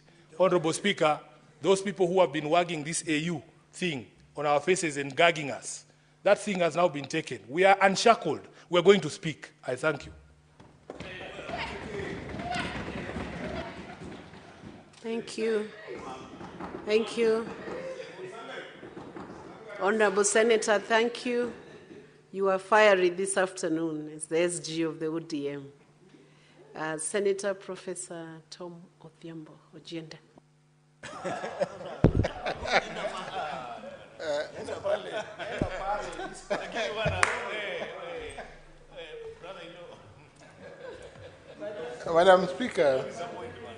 Madam Speaker, contributing to this motion after Senator Sifuna and speaking to the very successful, I must say, for this country, bid by the Right Honorable Raila Odinga, to secure the leadership of the African Union Commission, coming face to face with, Madam Speaker, issues that the Secretary General of my party, ODM, has correctly enunciated this afternoon, that due to geopolitical questions that abound in the Gaza, the views of various structures, Madam Speaker, the conflict between Israel, of course, and Palestine, and all those questions, Madam Speaker, but also the geopolitical questions that in some way found their place, Madam Speaker, onto the table, onto the voting table, touching, Madam Speaker, on the conflict in the DRC that has been properly dealt with by the Secretary General Sifuna, Madam Speaker, led to several implications, Madam Speaker. For the first time, Madam Speaker, many Kenyans were learning that under the rules of the African Union, not 2 rounds, not 3, not 4, but 7 rounds are possible in an election. And we saw, Madam Speaker, that out of the 7 rounds, the first 2 rounds were successfully won by Baba, and he stepped out of the 6th round, going into the 7th. Madam Speaker, these rounds of elections speak to a number of questions, Madam Speaker. It is the democratic intention of the rules of election of the African Union to afford countries an opportunity, and leaders an opportunity, and candidates an opportunity to integrate and reintegrate Africa even during elections. And it is for that reason that it was only in the 7th round that Yusuf of Djibouti garnered the required 33 votes that are required under the rules to win an election for the AUC chairmanship. Madam Speaker, I speak not as one of those senators who have spoken to the need for thinking beyond the election. But I speak, Madam Speaker, on this podium as a senator who is concerned about the unity of this country. And that beyond the election, Madam Speaker, a framework, though I am not a party leader of ODM, though I'm not the Secretary General of ODM, a framework, of course, will eventually be found for the political party to settle onto a position. And I am sure that my political party, the ODM, is a political party that is built on structures and not on quicksand. A political party that is built on philosophical foundations, firm, and that are not only concerned about regional, but also has international concerns, that it is not a local party, as Deputy Party Leader Osotsi has put it correctly this afternoon. It is a party, Madam Speaker, that speaks to structures. It is a party that speaks to posterity. It is a party that considers not local, but regional, national, and other factors, Madam Speaker. And that is why Baba was presented for election to the AUC. I am sure, Madam Speaker, when Baba finally speaks, he will speak to ideals that unite this nation.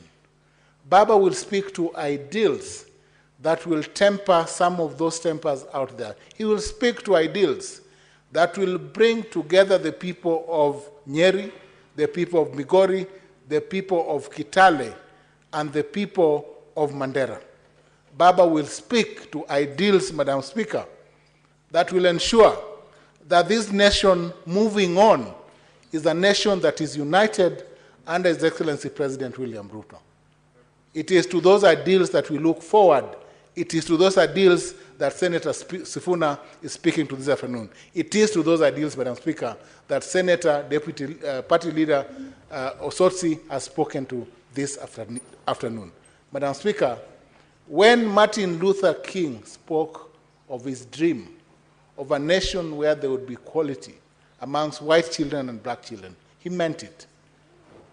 It is that history that we are living today, that we also want to speak and see a nation, Madam Speaker, where all are treated equally, where all, Madam Speaker, are treated fairly. We want to see a nation, Madam Speaker, where all can be heard in support or in dissent, Madam Speaker, where all can live in peace and safety, Madam Speaker. I have a dream. Thank you, Madam Speaker. Thank you, Professor. Senator Okoitan Mutata.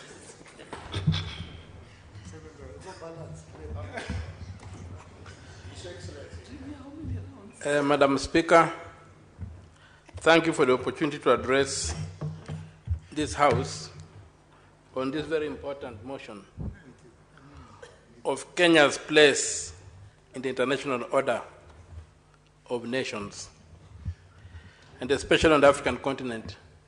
Before I do that, I also take the opportunity to pass my condolences and to pray for our two members of parliament who recently left us and went to be with the Mecca. I was held up yesterday in other official functions, and I could not contribute to the motion when it was here. So I express my condolences, and I pray that the Almighty God has mercy on them, receive them in eternal bliss, and continues guiding their families and giving them strength to cope in their absence. Having said that, and having listened to the debate that has gone on this afternoon, I don't have much to add on what happened in Addis. For what happened in Addis happened. Many people have speculated why it happened without producing any concrete evidence, but we take it as that. The fact is that we did not get the seat through the Right Honorable Raila Amolo Odinga, but we rallied behind the flag, as it's required of anybody to be patriotic. We rallied behind the flag, and so it went. But behind being patriotic is also being accountable. We have had it said on this floor that the Right Honorable former Prime Minister visited 51 countries. It would be, and also we saw a motley crowd of Kenyans, a mixture of all manner of characters in Addis Ababa during the voting. Some even engaging in shamamical expressions of anticipations of victory. I would pray that in the interest of accountability and transparency, this House be informed how much money was spent on the campaign. Was it private money? Was it public money? And if it was public money, who authorized it? Was it in the budget of Parliament? Or was it in some mischievous arrangements between the Treasury and elements in the executive? Because it is this kind of escapades where there's no accountability that are used to steal money from Kenyans. So my interest is that the campaigns are over. We rallied behind the flag, but let us be informed how much money was taken out of the Treasury, if at all, and what procedure was used to authorize that. Because I've checked the Appropriation Acts of Parliament, I've not found any provision for that campaign. And so I would want to know how much was spent on that campaign, and if Parliament was not involved, who authorized the Treasury to spend that money, if the money came from the public? The other issue that I would like to speak, yes, please inform me. Would you like to be informed by Senator Eddy? If it's credible. Proceed, Senator Eddy.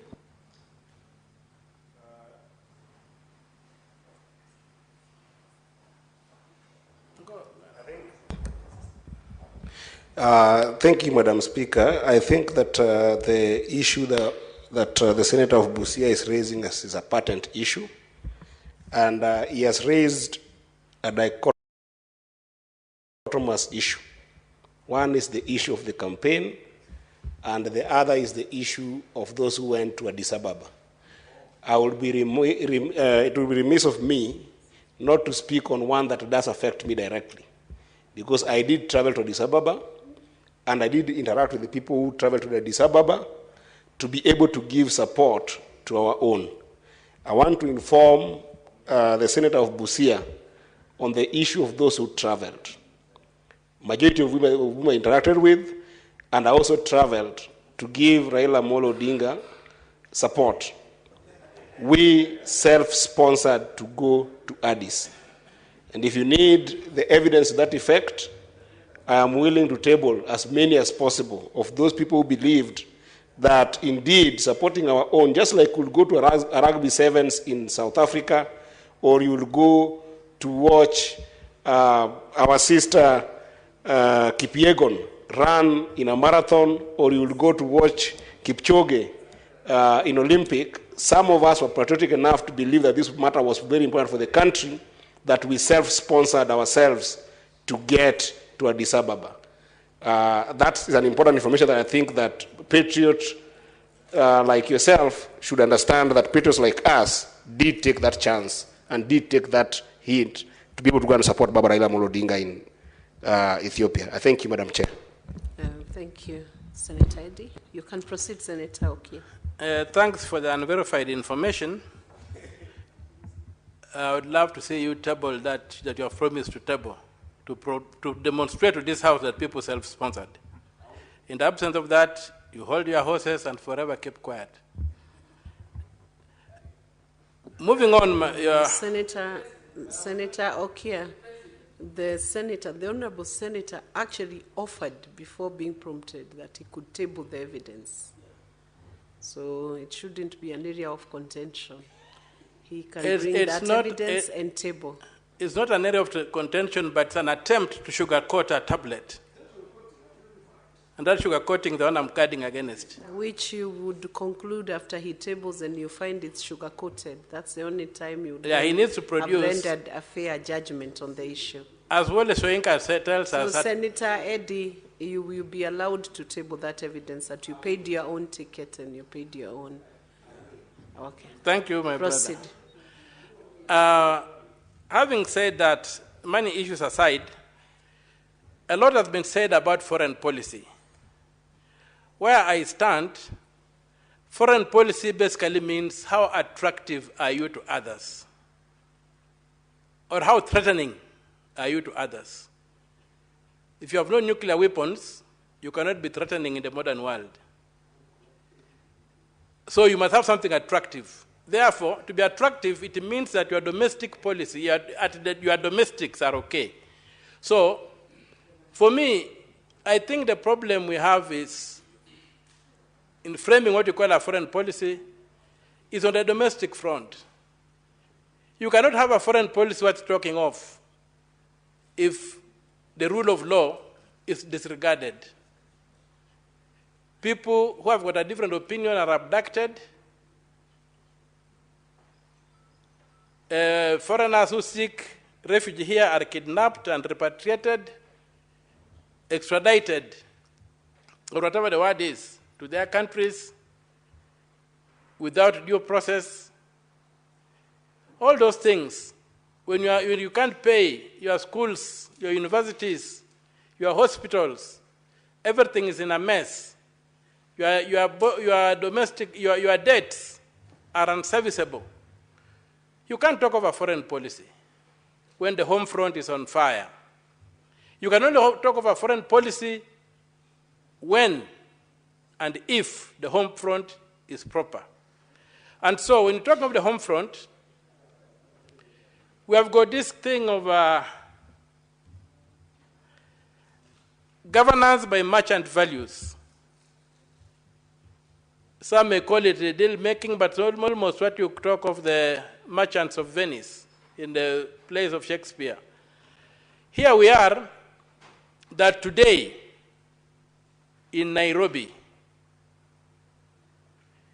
we have the Janjaweed being allowed to open an office. This is a genocidal organ that tried to eliminate black people, and it killed millions of black people. It was not even religious, because the people in Darfur are largely Muslim, profess the Muslim faith, but they were killed because they were not Arabs by this group. It's a record, it's a matter of public notoriety, that the Janjaweed, which has now been given an office in Nairobi to operate from, has a history of trying to eliminate black people. What do we stand for as a country? Who has benefited from that process? Where is the due process leading to that particular decision? Article 10 of the Constitution is very clear. And it's very clear by stating that policy decisions, and that targets the executive, must be subjected to public participation. At the very least, a paper should have been tabled in Parliament on the issue of Kenya wishing to go to bed with the Janjaweed. Then you could debate it. Also surprising is that this thing has happened so soon after the Addis Ababa debacle. I call it a debacle because, looking at the evidence, such things don't happen overnight. There must have been negotiations and must have been interactions between this group and the regime running the Republic of Kenya. So, there must have been intelligence that Kenya cannot produce a chair of the AU who can be a neutral arbiter, because the government is in bed with factions that are responsible for undermining the rule of law and issues of governance on the continent. So I'm sure people knew. And we know some time back, His Excellency Dr. William Samoei Ruto was proposed to be chair the negotiations over the Sudan. And we remember the government in Khartoum stating in very clear terms that it could not allow it because they perceived him to be biased. A few years later, you can see that their fears were not idle.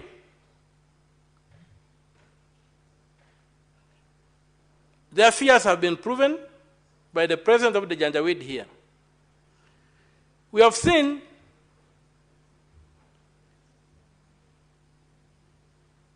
matters happening in this country where even a group pronounced its opposition to the government of the Congo, the Democratic Republic of Congo, from Nairobi. So, what is Pan-African about that? When you look at the genocidal wars in the Congo, what's Pan-African about the Janjaweed being here? When you look at the genocide in Darfur, in the Sudan. Madam Speaker, I think we need to take a good look at ourselves as Kenyans in the mirror and ask ourselves, what is going on? I'm almost being persuaded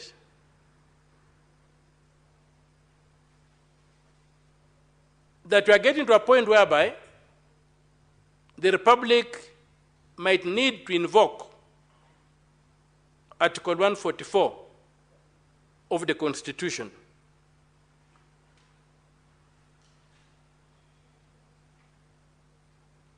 For those who care to do, you can check out what Article 144 of the Constitution provides. Because some things that are happening defy logic, defy any attempt at understanding them, and can only happen outside the sphere of a well-constructed syllogism.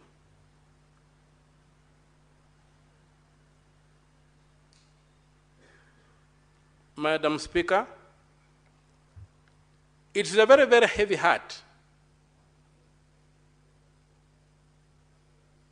that today I stand in this august house as a powerless legislator, a house that has totally failed to have any impact on the executive, a house that has got absolutely nothing to write home about its achievements. Absolutely nothing. Even if you gave them the back of a postage stamp and a felt pen, they would not feel it within an achievement we have had in terms of checking the executive. We don't understand the insignia on our own desks here. Deputy Minority Whip, Minority Whip, Minority Whip, and a Majority Leader, whatever, which is a clear statement that this House is not an extension of the executive. We'd be having a government side and an opposition side if the executive was given from this House. The executive in this country was directly elected by the people to be accountable to this House. The structure of the Constitution is such that the president must be lobbying and begging this House to allow him to do what he wants to do as a check. If it's appointments, they come to Parliament for clearance, be it in the National Assembly or here. If it's a budget, it comes to Parliament for approval. But things have been turned on their head. And today, it's MPs kneeling before the president instead of the other way around. So I'm totally ashamed and embarrassed that I belong to a parliament that is totally incapacitated for reasons that I don't know. Everything has been turned on its head. And as a result, the executive behaves like it's a law upon itself. That's why the Janjaweed can be given an office in Nairobi at the whims of an individual and claim that the people of Kenya have welcomed the Janjaweed to come and run their genocidal government from Nairobi. It's extremely sad. Madam Speaker, I plead with my fellow members of Parliament in the Senate and in the National Assembly, senators and assemblymen and women. Senator Osotsi, you have an intervention? Have you pressed for intervention?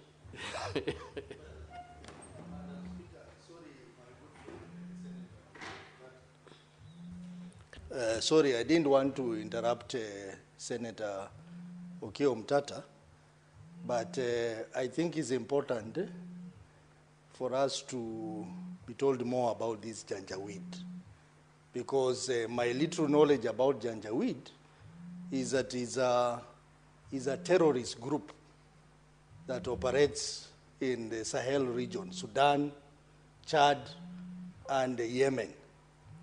And Senator Omtata, whom I respect a lot, and I know he has a lot of information, he has said that they have opened an office in Kenya. So I think this is a serious matter that even me as a representative of the people, I would like to know more about that.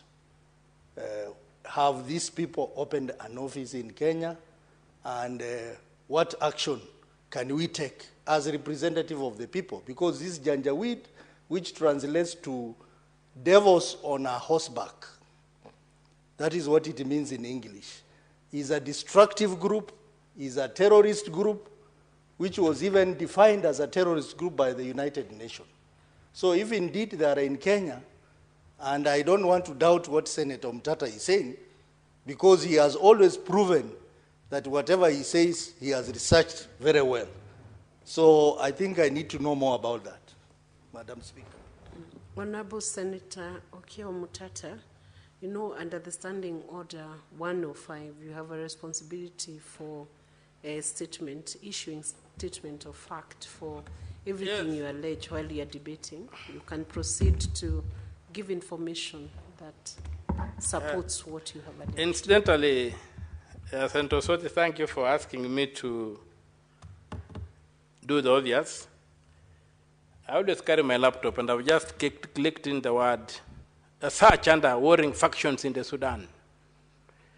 And what has come up, Sudanese, under the heading Sudanese Civil War 2023 to present on Wikipedia, that is HTTP. Are you, Honorable Senator, are you presenting social media facts? It's not a social media fact. This is an internet resource. It's a Wikipedia, an internet resource. Yes, it's an authority, and I've referred to it.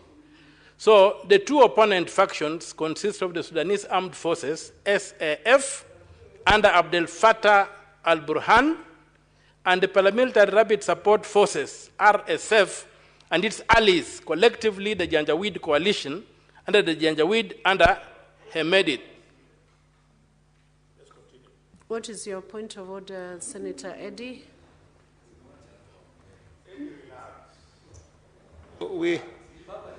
Senator Boni, give Senator Eddy time to raise his point of order. Madam Speaker, responsibility of fact 105.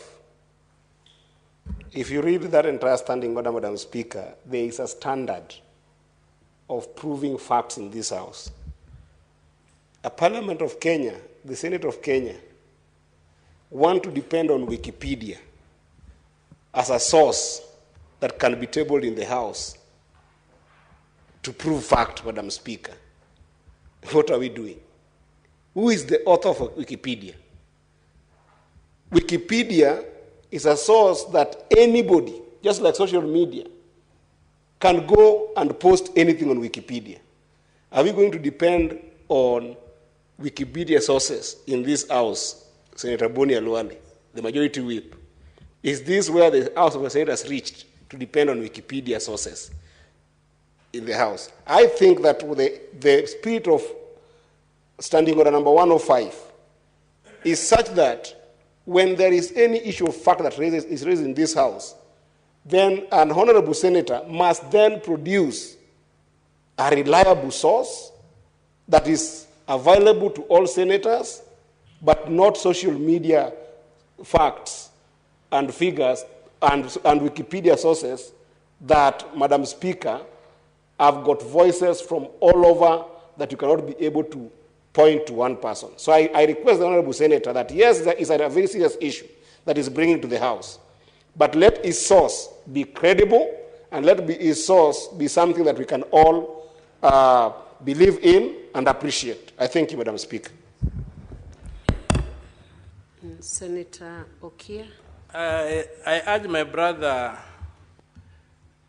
Senator from Migori, to dismount from his emaciated and starving high horse and understand that Wikipedia always has links to sources where the information comes from. But that as it may be, I would also like to bring in another authority. I was still producing authorities. Okay, Senator Okia, it's your responsibility to give verified information whose authors may be known or the source is credible. So yes. I will now request you or guide you to give the author of the information you are giving or the source that you are giving from that Wikipedia? Well, I'm here.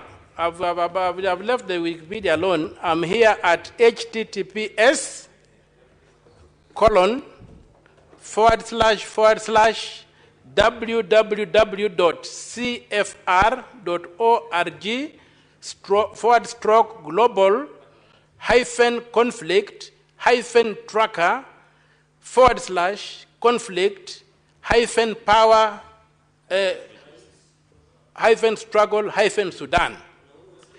By its heading of the document is called Civil War in the Sudan by the Center for Preventive Action, a highly recognized body. Senator Okia, I appreciate what you are reading, but you're the only one in this house right now who has access to what you're reading.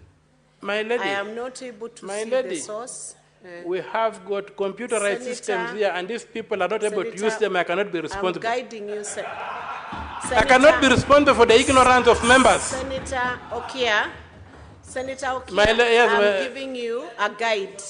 Yes, Madam Speaker. I want you to table that evidence in the normal procedural manner, which evidence is tabled in this house or statement of facts are verified in this house. If you're able to table it within the next short while, it's okay, table it. I can also have a look at it. And you can also table it. My lady, yes. I'm guiding you to make it easier because this is an important question. It's a serious question that cannot be trivialized. You're talking about Jajawidi. It's been named as a terrorist group. Can you table that evidence in the normal fashion so that senators can also get a copy of it? You can print it and table it.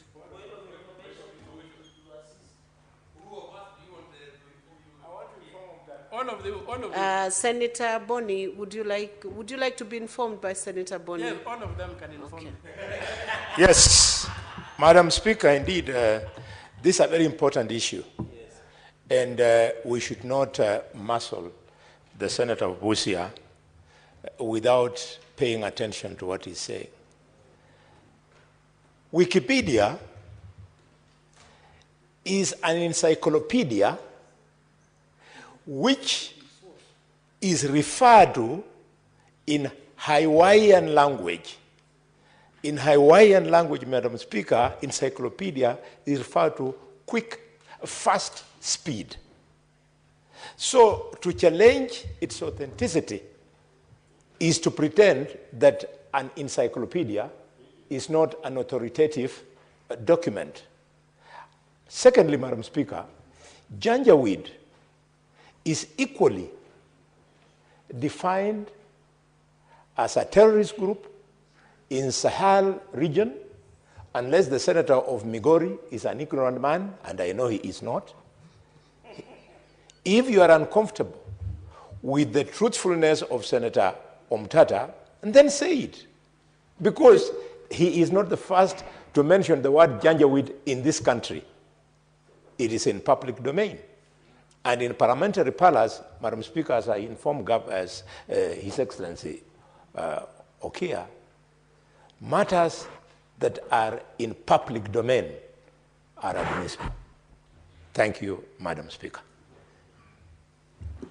Beyond the point, Senator Boni, beyond the point of information on the encyclopedia, I think the question was whether Jajawidi is set in Kenya, is located in Kenya. It's not denying if that was what Senator Eddie raised, whether Jajawidi is having official location in Kenya.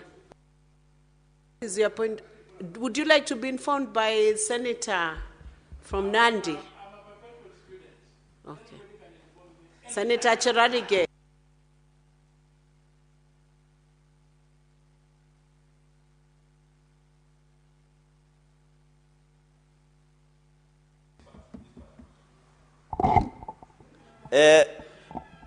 Madam Speaker, on a point of information, I want to inform that the issue of Janjaweed, Madam Speaker, started in 2003, and by 2013, the Janjaweed created an offshoot called Rapid Support Forces, RSF. So when you refer to RSF and Janjaweed, they are of same family but different species if you did biology. So people who did biology and brilliant like us who went to Kapsat Boys High School, who has produced 2 presidents, Moi and Ruto, then you are able to understand.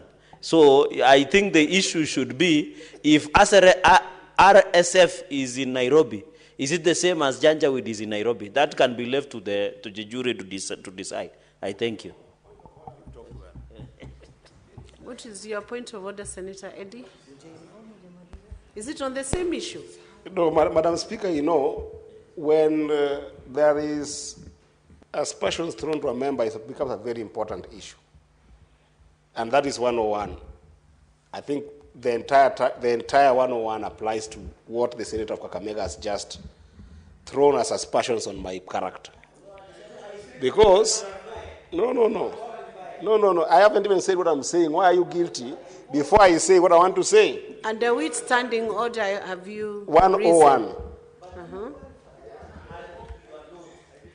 101, Madam Speaker, talks about, throwing aspersions on members. It talks also about what can be considered abusive or insulting language. Madam Speaker, if you read 101.3, you will find what the standing orders guides on this. Madam Speaker, there is what we call syntax in the language with which the Senator of Kakamega has implied that I'm ignorant on these issues. And the word ignorant, Madam Speaker, I find it insulting. That is one. Number 2, Madam Speaker, he has also implied that I am not comfortable with the truth that the Senator of Busia wanted to bring in the House and still bring in the House.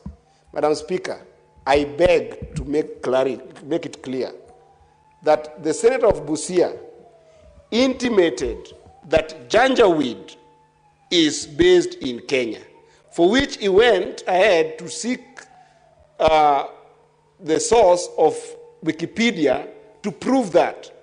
And all I wanted to know, because it's a very important issue of national security interest in our country, and we cannot let it go. All I want to know is that, is there a source that we can depend on that shows that Janjaweed is based in Kenya? Because if it is based in Kenya, we must take serious security matter on this.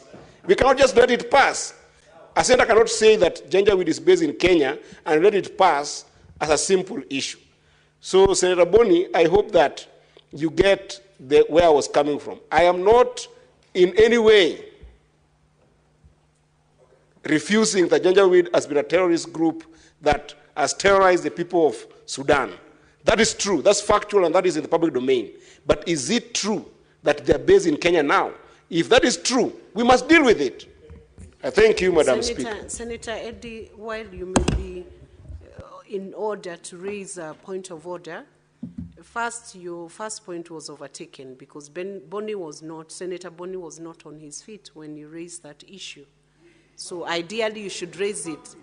So that is overtaken, but I think you have done a good clarification on what you needed to know from the honorable senators as to whether Janjaweed has an office in Kenya. So, Senator Okia, proceed to answer that question directly. My time be expanded because... Give him back his minutes that have been consumed by the points. First of all, Senator Eddy is trying to take credit for what he didn't do. It is Senator Osoti who wanted to know that clarification. Senator Eddy only contested the source I gave. So Senator Eddy cannot stand here and begin thumping his chest as a knowledgeable man who wanted to distinguish. You only challenged Wikipedia. You didn't understand what Wikipedia was, and Honorable Khalwala has helped you to understand what Wikipedia is, including telling you about its Hawaiian origins. Now, my lady, in terms of taking him to standing orders, I don't think that we are still in the age of brick and mortar as security. Today, we don't look for real wealth on the ground. We look for it in space. We have got these screens here. Are they decorations? We have got these iPads here that every senator has. Are they decorations? When I give a URL, a universal resource locator, for a document on the internet, I expect this House to have the capacity to access the document and not be told that I should bring in paper which results in the destruction of trees. I'm bringing no paper into this House. I'm digital, I'm futuristic. My eyes are on the stars, not on the ground. Yes. In the age when the AI is coming in and we see talking of paper, brick and mortar, no way. I challenge the House to log into the URL I've given and display the information on the screens in this parliament. Now, here and now. And individual senators who cannot use their gadgets should ask for a refresher course to be taken for induction so that they can access the internet using the gadgets in this office. The taxpayers do not enable us in vain. They don't enable us in vain. So when I carry my document, my gadgets here, and I talk as a modern man in the 21st century, I am addressing modern people in the 21st century. None of the information I give is meant for Stone Age people. And if you belong to the Stone Age, you don't belong to where I belong. Are we together there? So, I want the matter to be settled there, Madam Speaker. I'm not presenting any papers here. I'm not printing any documents. I've given the URL. It's the duty of this House and individual member to access the information in the universal resource locator I've given. Madam Speaker, Senator, I sit. Thank you for the time. Senator Okia. Senator Okia. Senator Okia, you still have a responsibility to indicate your source whether Judge Awidi is in Kenya or not in Kenya. He has to answer that question. Senator Okia, don't avoid by the use of IT and paper and manual paper. Present that, please.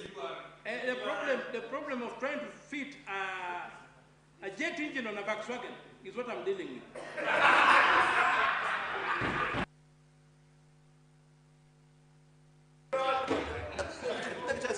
Yes, my information from, I would like to be informed, Madam Speaker, by the Senator, I have first directed you what to do, to give the evidence and but to you have guide refused. whether Judge Awid is.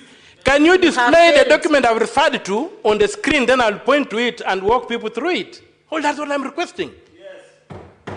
I've given a universal resource locator for the information I've given in this House. Can you access the document? Clerk, are you able to display that? Just hold. Wait a bit. Wait. Are you able to display that right away?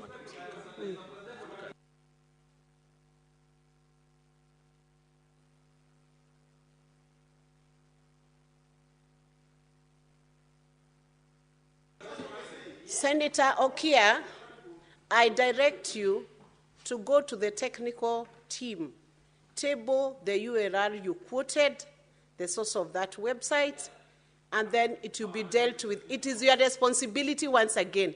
It is not the responsibility of the clerk to table for you. You table the evidence with the clerk. Give the information. Give the details of what you need displayed. Madam Speaker, it is not at the table. Your authority is limited to the confines of this building during debate. You cannot give me instructions. But the clerk is here. Can you table it now, Senator Okia? I have directed you. I can read it out. Write it down for them. I have given you the guide. They are skilled in writing. I have given you the guide. Senator Okia, you are bordering on being disorderly now because you are disobeying the chair. Okay, Madam Speaker, order. If that's the attitude you are taking, I sit down, I cease my contribution until I get to a forum where I can be understood. Thank you. Address. You are out of order, Senator Okia Omutata.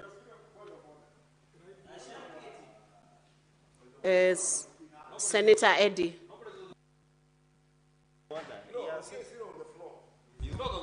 He is. Because Proceedings cannot go on like Sorry?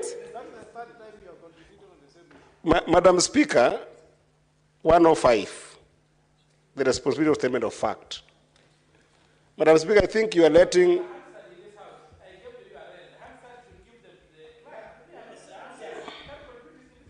Madam Speaker, may I be protected from Senator Okia Mtata? Madam Speaker, I want Senator Okia Mtata to understand from point of order number 105 that nobody is disputing the importance of the issue that is raising. In fact, that issue is so important to all of us.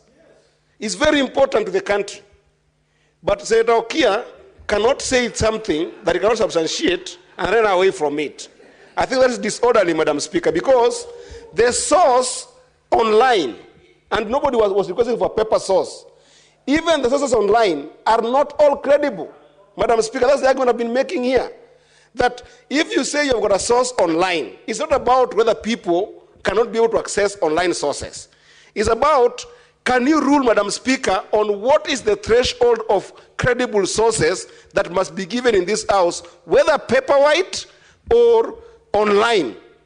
Because if the Rocky is going to run away from giving us sources because he knows that the source online is not credible, that's not fair to this House, Madam Speaker. And I think that we expect a ruling on that, because I would want to know as a citizen of Migori, if Janjaweed is in this country and have an office in this country, then I must know how I protect my people in Migori County.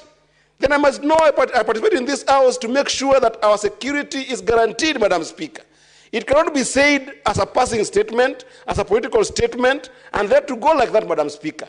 I request for your ruling on the credibility of sources, Madam Speaker, under 105, and number 2, whether Senator Okia Mtata is obliged to be able to provide that source online or in paper for us to follow. I thank you, Madam Speaker. To who? Who are you informing? Cannot inform the Speaker. Before I rule on the point of order by Senator Eddy, I'll give Senator Kenywa an opportunity to raise his point of order. His point of clarification.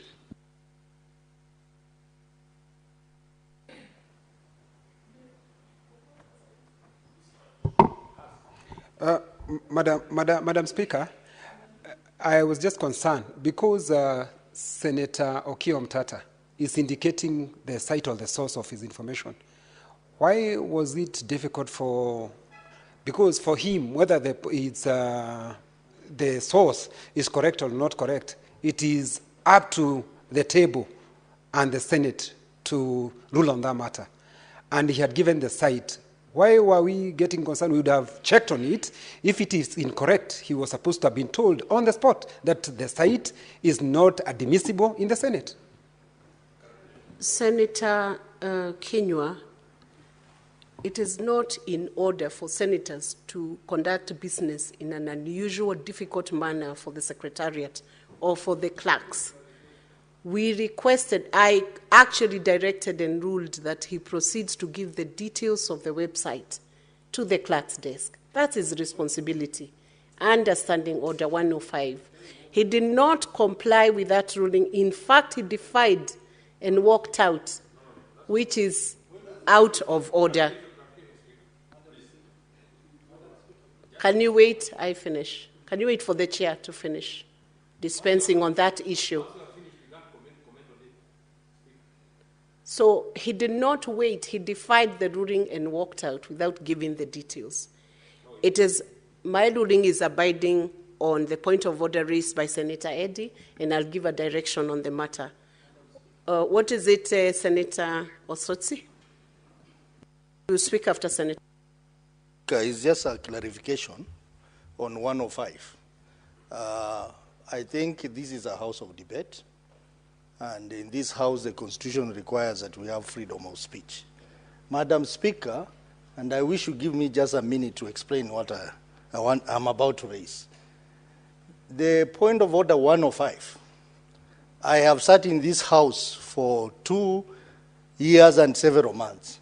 And I'm realizing that 105 standing order must be used to promote debate in this House. Madam Speaker, I think there is no crime in what Senator Omtata has said. We should be able to table evidence electronically. I am an IT expert and I know what it means. Madam Speaker, as I sit here, I raise a matter in this House about Moi University. And I was told to substantiate, which I did electronically, and I presented a document. Up to now, Madam Speaker, I have not heard from the chair about the status of my substantiation. To date, you remember it was last year before we went for break. I am still waiting for the House to tell me the status of my substantiation. So every time members raise issues and members on the opposing side quote 105, and that's how we kill debate in this House. Senator Omtata has raised a very important issue. And I rose on a point of order to request that he be given time to explain the presence of Janjaweed in this country. And I believe he was doing so. But we did not give him time to exhaust his explanation. And electronic evidence is there in law, Madam Speaker. So, Madam Speaker, let us not allow 105 to be misused to curtail debate in this House. Senator. And for that matter, Madam Speaker, I am demanding communication on the matter of Moi University, which are substantiated in this House. And your chair has not communicated to this House on the validity of that information, Madam Speaker. Senator Okia, the substantiation on the Moi University is an issue that can be handled and will be handled by the chair. It will be communicated, and I guide the clerk to ensure that an opportunity is offered for that evidence to be reviewed and a ruling to be made. But let me say this. Senator Okia was not denied an opportunity to actually present the online evidence. Soft evidence was acceptable. He was only verifying the website so that the clerks can open that evidence. So don't make it appear as though the House is not admitting electronic evidence. He was only supposed to walk here and present the address, and then senators have a right to follow what is being presented if it's online, or do they not have? Senator Methu.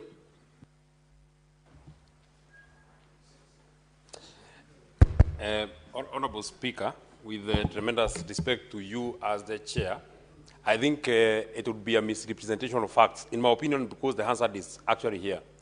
For you to say that you directed Senator Omtata to come to the clerks so that he can present the evidence that he was referring to. When Senator Omtata was actually, the last time he spoke here, he said that your powers are limited to these precincts of Parliament, because what I am made to understand and what Senator Omtata understood, you directed him to the technical team. You never directed him to the table. You never directed him to the clerks. Just allow me to finish, Speaker. Please don't. Because that is what you say. It is on record. On that. I mean, these are records that can be extracted, and we had you ready. Please listen to the other people. No problem. You can raise and oppose whatever you want to oppose, but listen to people. We have been listening to you the whole evening. But more importantly, Honorable Speaker, the honors of determining which evidence would be acceptable to this House is yours as the person who is presiding upon this House. So what was so difficult in you just opening that URL code that he was giving, and then you can even determine the matter on a later date? You have not determined the matter on Senator Osotsi, and many other matters that senators have been asked to substantiate. You just take that website. I agree with Eddie, Senator Eddie. It may be an admissible website or not, but that is upon yourself to go and make that determination. But I actually feel, as you retire to give that communication, because you have said that you are giving that communication tomorrow, if indeed you give that communication with the thinking in your mind that you asked Senator Omtata to come to the table, I actually feel it would be very unfair to Senator Omtata. Senator Methu, the Hansard will be reviewed because I directed him to walk to the clerk's desk, present to the technical team through the clerk's desk, I did direct that. I think that was clear. If it escaped you, it's there in the answer. Senator Mogeni. You know, Madam Speaker, what has happened this afternoon is very important on how we will be conducting our business, especially those who are not analog, the likes of Umtata who have gone digital. And you know, Madam Speaker, we have a standing order 265 that is supposed to guide us. And you know, he has raised an important issue that he doesn't want to litter the floor with papers. Senator so Madam Speaker, Senator Mogeni, I believe as you raised that issue. Yeah, the point I wanted to make, because it is incumbent upon the chair, maybe to give a considered ruling. Because the other day, you saw I was on the floor referring to a judgment, and I was told table. What I did is I just took my phone and shared the document with Senator Cherage. So maybe, going forward, what maybe could have happened for Senator Umtata is to be told, share the document with this email to the clerk. And then that should be, then it is displayed. And we are here as PSC to assist this House in conducting business in a very flawless manner. In fact, Madam Speaker, if you read, I think standing under 265(4), it says that a senator can share, who intends to display a document, shall share the document with the clerk for purposes of display.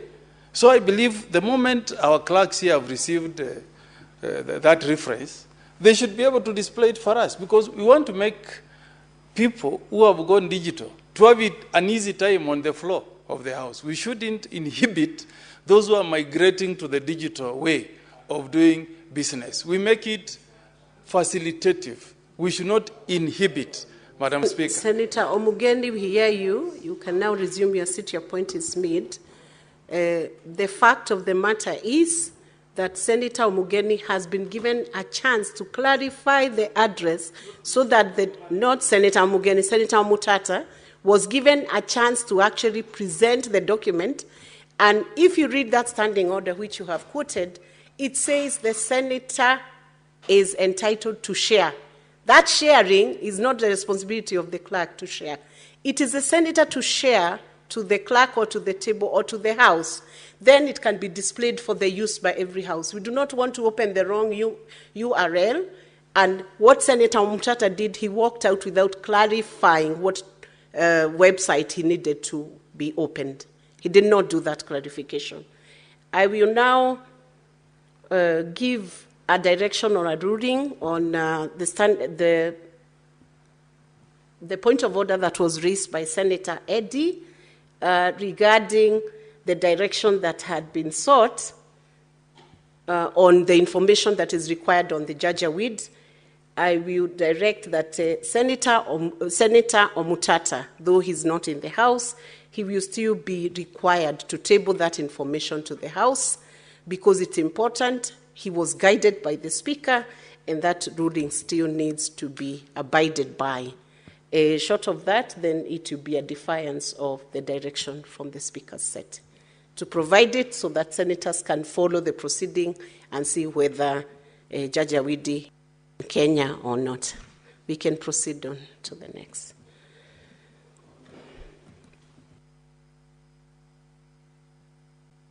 Senator Karungo.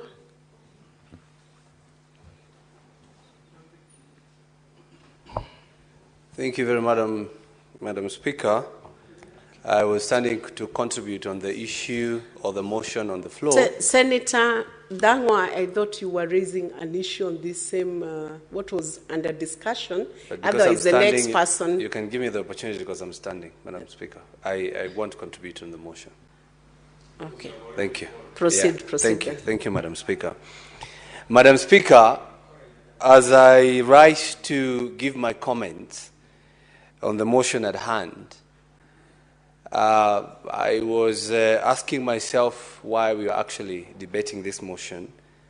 Because, Madam Speaker, I remember even when we were elected, we didn't have something like that. For those who failed it, for those who never made it, for those who made it, I don't see the reason why we are discussing that. But now that it is here, Madam Speaker, I want to commend the Right Honorable Raila Odinga, for offering himself to run for the seat, the chairman of AUC, Madam Speaker. Madam Speaker, some of us have been accused, probably we celebrated, when he failed to capture the seat. But I want to tell you, we never celebrated because Right Honorable Raila Odinga did not get the seat. We celebrated because some of those who are fronting him failed, Madam Speaker. Madam Speaker, Right Honorable Raila Odinga, Madam Speaker, I agree, was best fitted for that seat. But just like 2022 elections, Madam Speaker, he lost because of those who fronted him, Madam Speaker. I wish Raila could have gone for this seat alone. I wish he could have campaigned. He has connection within Africa nations. He knows presidents. They know him. If he could have campaigned alone, without president behind him, with him all the time, I tell you, Madam Speaker, Raila could have gotten the seat. Madam Speaker, he lost the seat because of various reasons. And it's good for us to understand, because going forward, we might front another candidate. And it is very sad even to hear a CS, Madam Speaker, calling Kenyans and telling them those who celebrated Raila's downfall have small brains, Madam Speaker. It is quoted, a whole CS said Kenyans should not have celebrated because Kenya lost. I want to tell Kenyans that Kenya never lost. What Kenya lost was billions of money that was used against the budgeting processes, against any laws that we have, Madam Speaker. Kenya lost money. You know, and it's not only losing through campaign and the budgets that was used to campaign for Raila Odinga. We are losing in SHI, we are losing in SHA, we are losing in affordable housing. A whole CS cannot tell Kenyans that Kenya lost. Kenya has been losing as we speak today, Madam Speaker. And that's why we are standing here today to tell that the reason why Kenyans were happy is because you come back and help clear this mess. Because him and the president, they are part of the broad-based government. And you cannot run away. And we cannot also allow the president to use international community to try and cleanse domestic issues, Madam Speaker. So I think it was the prayers of Kenyans that they wanted Raila to come back and do what he does. Either he joins the government and they continue looting, or he speaks for the people, as he has been speaking for the people, Madam Speaker. Madam Speaker. What's your point of order, Senator Osotsi? Madam Speaker, I rise on standing order number 105. My good friend, Senator Karungo Dhangwa, has said that Honorable Raila and should join Honorable Ruto to loot the country. Madam Speaker is on record that Honorable Raila does not hold any position in this country. Can he substantiate and provide evidence before this House that Honorable Raila and Honorable Ruto have been involved in looting?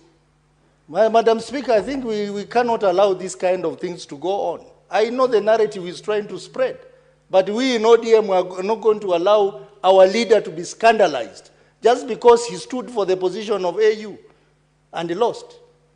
Many other Kenyans would have done that, Madam Speaker, who are not necessarily in government. Senator Karungo Dhangwa, when you make a serious allegation, it's your responsibility under Standing Order 105 to substantiate your claim or allegation. Can you proceed to substantiate? Yes, Madam Speaker, you know Senator Osotsi, who is my former chair at CIPIC, is also holding a very big seat at ODM. And he is questioning that Raila Odinga is not holding any office in government. Yet his party has fronted some big CSs who are holding big ministries, like the budget, like the finance, treasury, Madam Speaker. Today as we speak, we have been whipped, all the chairs, and especially from Mount Kenya. and they are going to ODM again, Madam Speaker. So, and when he stands here to ask me, they are now part of the broad-based, what I call the bread-based government, Madam Speaker, because it is their time to eat. It is their time to eat, but they should do so, knowing that Kenyans are watching, Madam Speaker. Senator Dhangwa, it is important you use the parliamentary language. When you say bread-based, you can swallow without eating. You just swallow. Just swallow. Madam Speaker, let me finish. I am a man of few words, Madam Speaker. Senator Osotsi, you have a point of order? Again. Yes, Madam Speaker, you know, I really did not want to keep on interrupting my friend Dhangwa. But you see, the point of order I raised was on the issue that Raila and Ruto are involved in looting. But he has not responded to that. He has only brought in the issue of broad-based, that some people are in government courtesy of ODM. Let him respond to the specific issue of the looting done by the two. That is the issue I wanted him to respond to. Senator Karungo, you either substantiate or withdraw that. Very quickly, I can do that, Madam Speaker.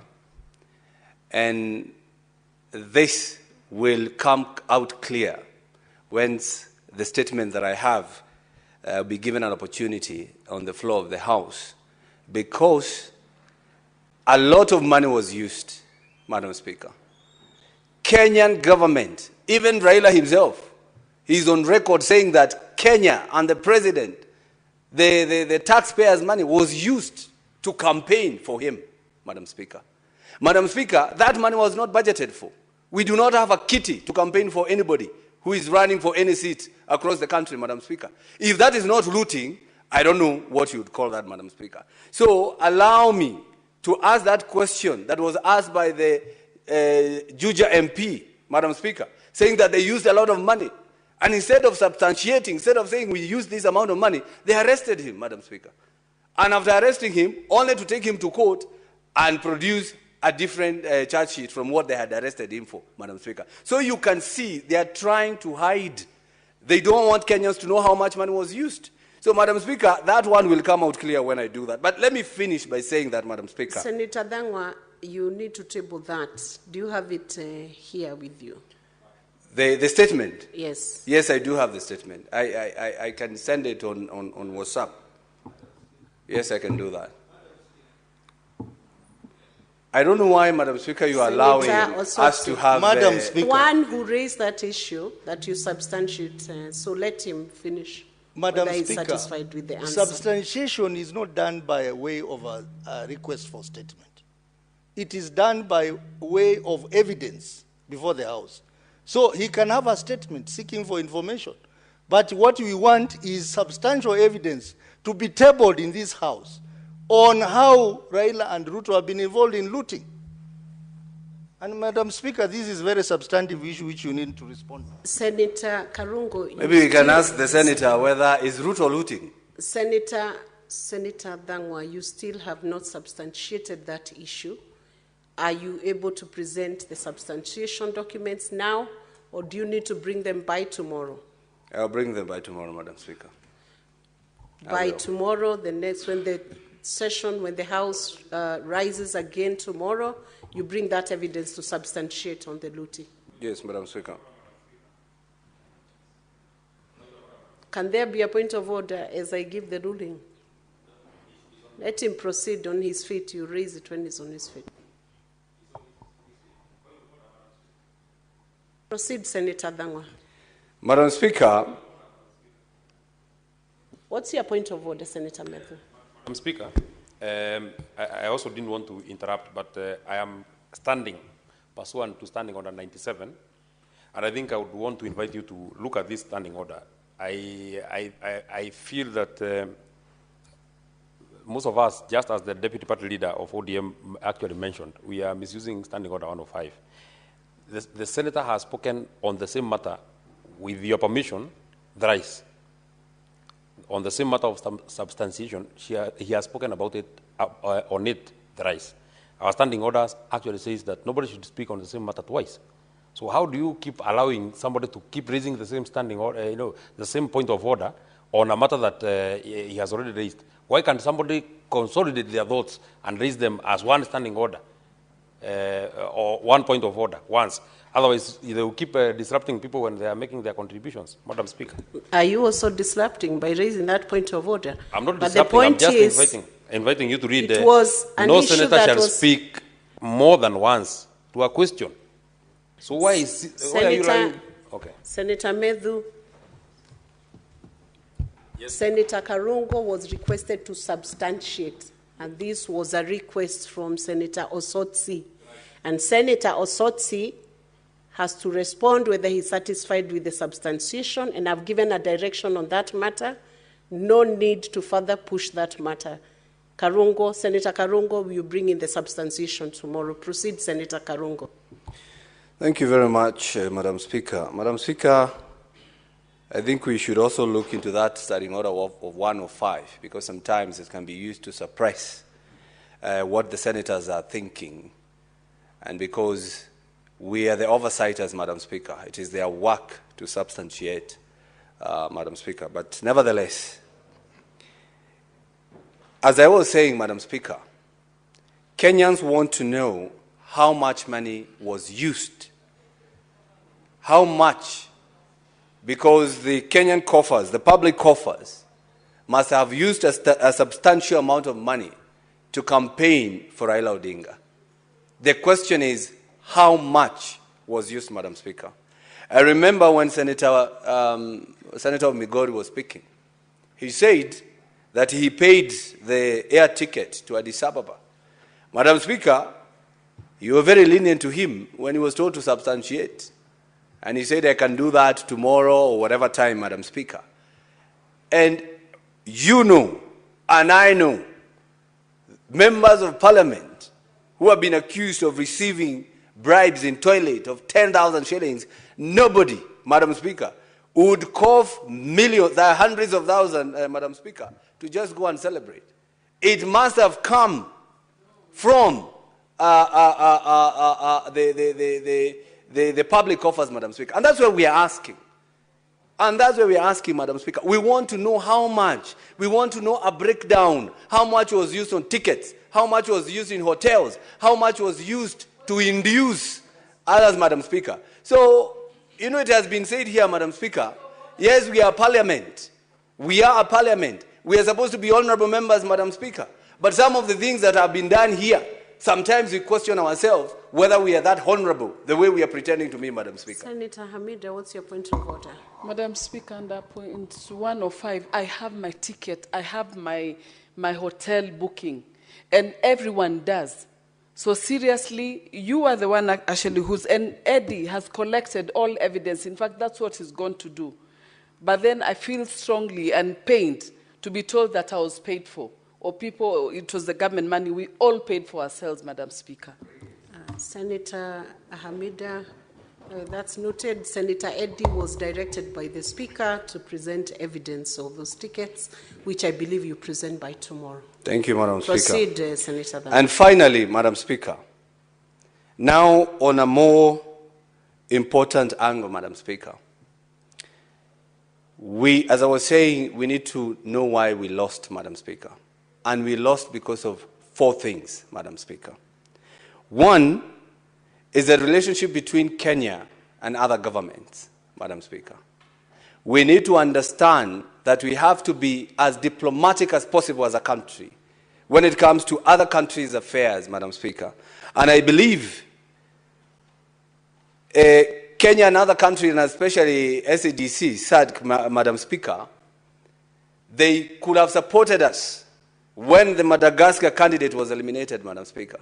But they didn't. Why? Because, again, for point number 2, the Francophone support, Madam Speaker. Those countries that speak French, Madam Speaker, they went for their candidate.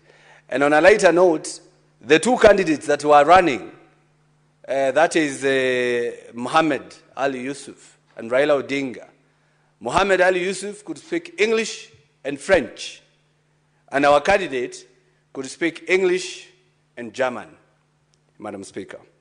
Madam Speaker, the last point, the internal issues in Kenya contributed to the downfall of Raila Odinga, Madam Speaker. The internal issues because other countries could not trust Kenya when it comes to fighting for human rights, Madam Speaker. Because of the abductions that are going on in this country, the killings that are going on in this country, and yet nobody is speaking about it. And the Right Honorable Raila Odinga spoke about it the last day of his campaigns when he was being prayed for in Bomas of Kenya. That is the only time he's had in public condemning abductions. I think probably he was told, you have to speak about it, Madam Speaker. So we lost because we could not be trusted to fight for other Africans, Madam Speaker. We have Kizza Besigye, the opposition leader in Uganda. The person who is supposed to represent Africa never even commented about that, Madam Speaker. So we lost because we pretended to be diplomatic. We pretended that we understand the problems of Africa. Yet it was a contest for somebody to prove, if I can get Africa, why not Kenya again, Madam Speaker? So Raila was used as a bait by the government. They never wanted him to win. And that's why they did what they did, Madam Speaker. And I'm so sorry, and I say pole to the Right Honorable Raila Odinga, that you did not lose because of your person.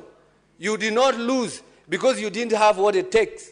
You lost because of those who are fronting you, just like you lost in 2022 because of those who are fronting you then. So next time, choose the right people, those people who have the blessings of this country. But next time, I believe if he runs without them, he will make it. I don't know what, but he will make it. Thank you very much, Mr. Speaker. Thank you, Senator Karungu Thangwa. Next is Senator Mogeni Eric Okongo.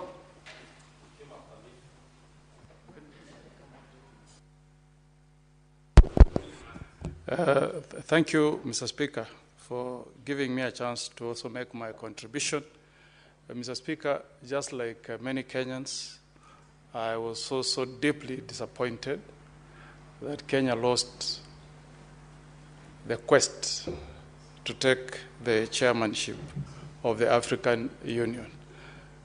Mr. Speaker, we all know, Mr. Speaker, that Africa belongs to all the 6 or so regions, Mr. Speaker.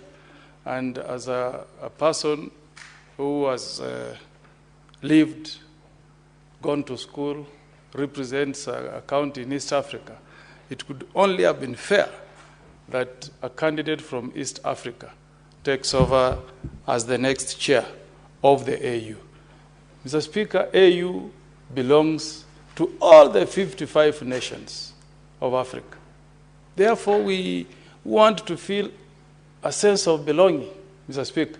It's like a father who has many children. All these children need to have a sense of belonging.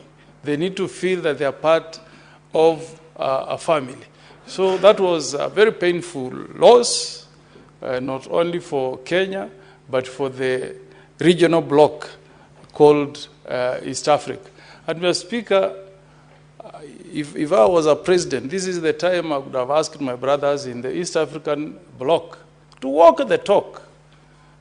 Mr. Speaker, I was in State House when President Yoweri Museveni rose and assured us Kenyans that he will be in Addis Ababa to second Raila Amolo Odinga's candidature.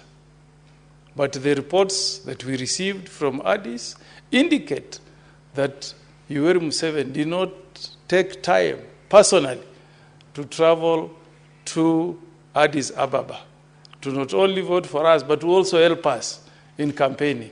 Because, Mr. Speaker, it's not easy to convince another president to vote for you. You need to have as many presidents as possible to support your candidature. So I hope that our presidents from the East African bloc will consider whether we will change the idea of leadership within the AU so that it becomes rotational. How come, Mr. Speaker, that in the 23 years that AU has been in existence, the Francophone countries have taken the position of chair for 19 years. And Anglophone, only 4 years, Mr. Speaker. And yet, Kenya and other Anglophone countries make their contribution to AU. So, at times, Mr. Speaker, just like the way we do it in IALA, Mr. Speaker, you're privileged to be a lawyer. You know it, that the presidency of the East African Law Society is rotational. If this year the chairmanship goes to Kenya, next year the chairmanship goes to Tanzania, the other year it will go to Uganda. That way, you don't feel the pain of contributing to a body that will never allow you to take a leadership position. We cannot have an association or a union that is supposed to bring all countries together, but others have ganged up to ensure that other regions can never ascend to the chairmanship. Mr. Speaker, because the salary that pays that chair is also my taxes. By being taxed and by my country making a contribution, then I'm also having an expectation that one day, one time, I will proudly stand up and say, a fellow countryman or woman is chairing AU. So, in terms of going forward, I hope when there is a summit of the African Union, our President William Ruto, will put this issue on the table so that we can have, let us have ECOWAS in West Africa, sharing. Next time, let it go to SADC, the way the other time we had South Africa. Then it can go to the COMESA region. Then it comes to East Africa. Senator Methu, we want fairness. The second point I want to make, Mr. Speaker, is that it's not Raila Odinga who lost this election. The person who lost this election is our president and his foreign policy, Mr. Speaker. Because the way we handled this matter, Mr. Speaker, it left us with very little option of winning, Mr. Speaker. Because when you are doing a campaign like this, you must be conscious of the geopolitics, what your actions will mean to the person you want to vote for you, Mr. Speaker. Because even if the way it is said, and I know it's true, that President Tshisekedi is a personal friend of Raila Amolo Odinga, how does he feel, Mr. Speaker, when, again, and I'm using my words very carefully, when it is rumored that somebody has hosted the M23 leadership in Nairobi? Tshisekedi is a human being, Mr. Speaker. He will bolt. How will Kagame feel if the actions of a country that is, fronting a candidate seems to be hostile to the interests of Rwanda or South Africa or Tanzania, Mr. Speaker? I want to appeal to my president, President William Ruto, to talk less, do his foreign policy at times under the carpet, to avoid stepping on so many president's toes, Mr. Speaker, because they are also human beings. Everything that you do here impacts on your relations with another country, either positively or negatively, Mr. Speaker. And I know the PS Foreign Affairs, Singhuei, is a colleague, is a lawyer like me. And I feel so proud, I feel honored when I see a lawyer occupying that position of secretary in the Foreign Affairs Ministry, Mr. Speaker. But I also want to speak to my friend Singhuei to also be very cautious before speaking on a matter that may touch on our relations with other countries, Mr. Speaker. You remember, Mr. Speaker, SADC wrote a letter. P.S. Singhuei responded with a public criticism. That did not augur well with SADC countries, Mr. Speaker. So, really, the best thing they say is that you should learn from your failures. Let's learn from our failures. What happened to us as a country? We should sit down, evaluate, and take some key lessons from what happened, Mr. Speaker. Mr. Speaker, on Saturday, and God Almighty is my witness, and my pastors in Nyamira are my witness, I told my pastors that instead of going to Addis Ababa, I'll be on my knees in Nyamira praying for Baba, Kenya's candidate, to win AU chairmanship in Addis. I was at Mesowa SDA in Ikonge with pastors, and we prayed for Raila Amolo Odinga, Mr. Speaker. Those who chose to accompany him to Addis Ababa, that was good. But how did we conduct ourselves? Mr. Speaker, if you have been a member of Law Society, and I know you have been, and you are a member in good standing, you know what happened when I was the president of Law Society of Kenya. We came up with a very good initiative to open the borders in East Africa so that lawyers in Tanzania can come and practice in Kenya, and lawyers in Kenya can go and practice in Uganda, and vice versa, Mr. Speaker. But when we were making that declaration in Speak Munyonyo Hotel in Uganda, the contingent from Kenya was the largest in that meeting. And they came there loaded, they had money, Mr. Speaker. So they painted Kampala. And you know, when the proposal was put on the table, the Ugandans were like, if this is the way these guys are behaving, even before we open the borders, if we open the borders, they'll take over Uganda. The Tanzanians said, if these guys are allowed to practice in Tanzania, they will take over. And Mr. Speaker, whereas we acted in good faith and opened the borders, we have Ugandans who are practicing in Kenya today, courtesy of that decision. But Uganda and Tanzania have never opened the borders for us because of the way we conducted ourselves. So, Mr. Speaker, at times, the cheering squad, the delegation that accompanied our candidate to Addis Ababa, Mr. Speaker, should have quietly given moral support to our candidate without loading it on the other countries, other presidents, because social media travels faster than even normal news, Mr. Speaker. So next time, let's learn. If it's not a football match, if it's a football match, you show you are mighty and you shout. But if it's something that is diplomatic, Mr. Speaker, let's be sensitive as to how we conduct ourselves. Because our conduct can irritate and annoy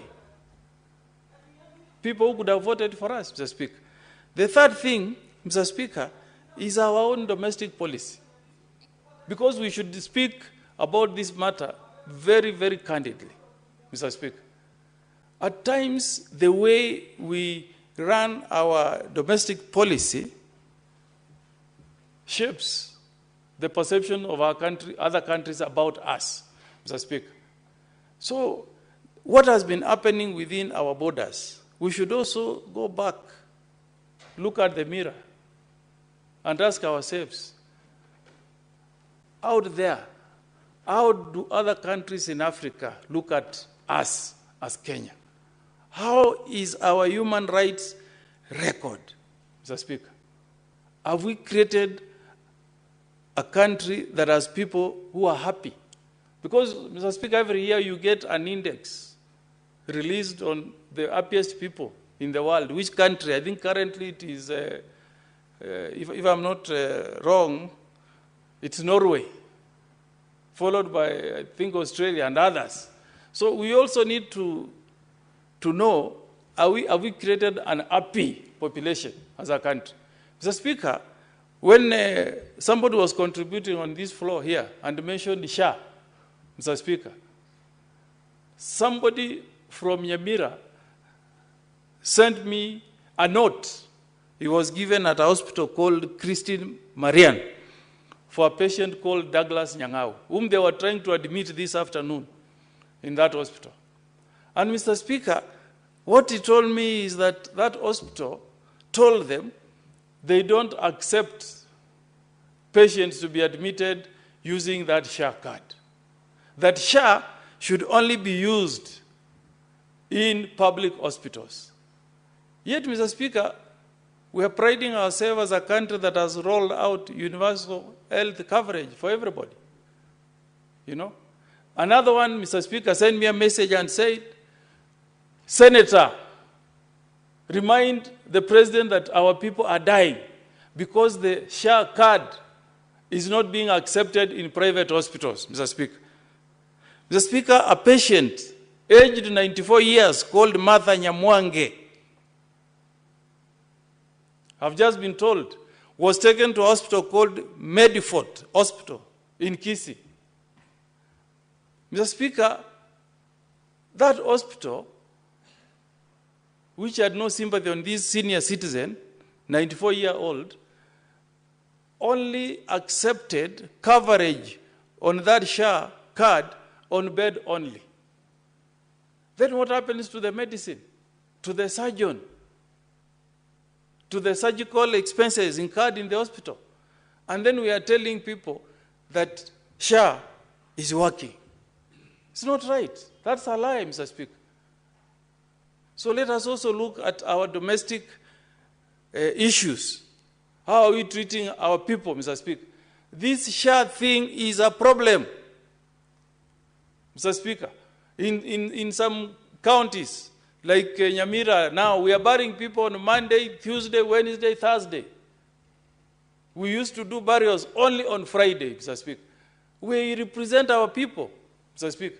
We cannot sit here and shut our mouths from some of these issues, Mr. Speaker. And then finally, Mr. Speaker, the impact of Raila's loss in our country here. Mr. Speaker, we should guard our mouths at times. I listened to my good friend, Senator Cheragay. It's unfortunate that he's not here, making statements saying, oh, now that Raila Amolo Odinga has lost the AU chairmanship, we want to offer him position of Prime Minister.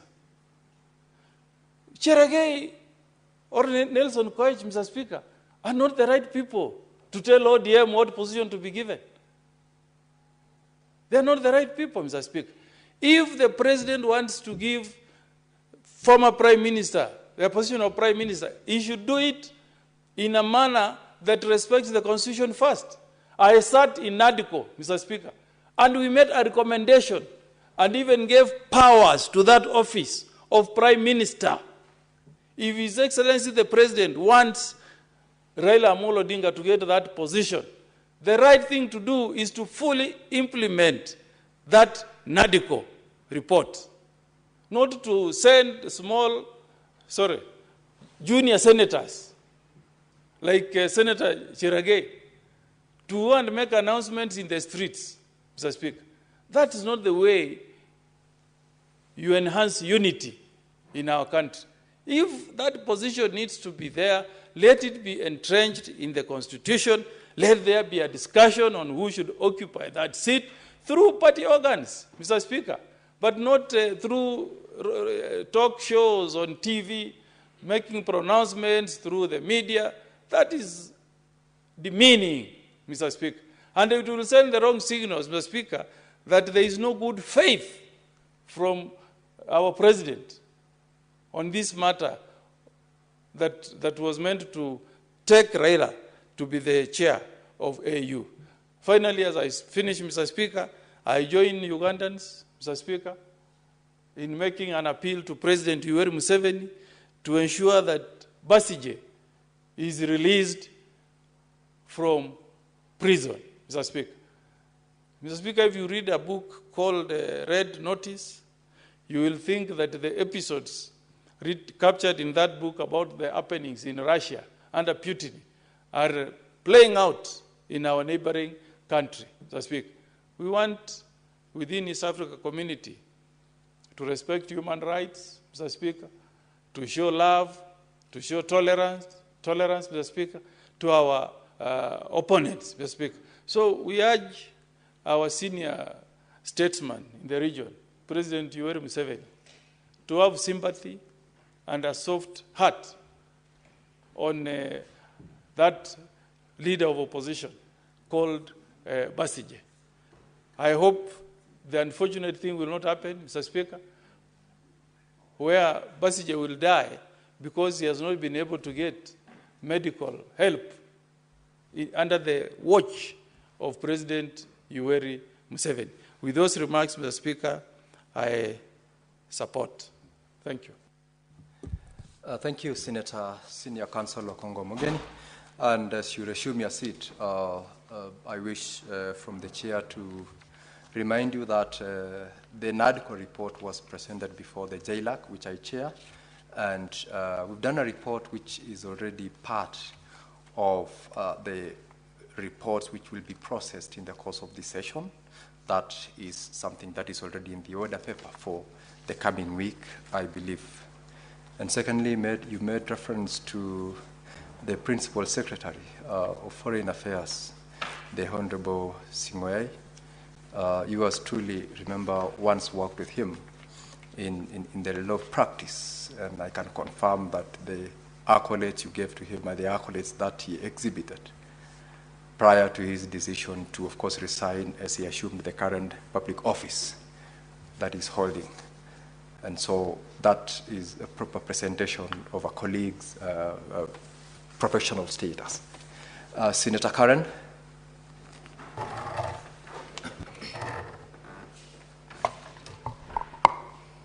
Thank you, Mr. Speaker.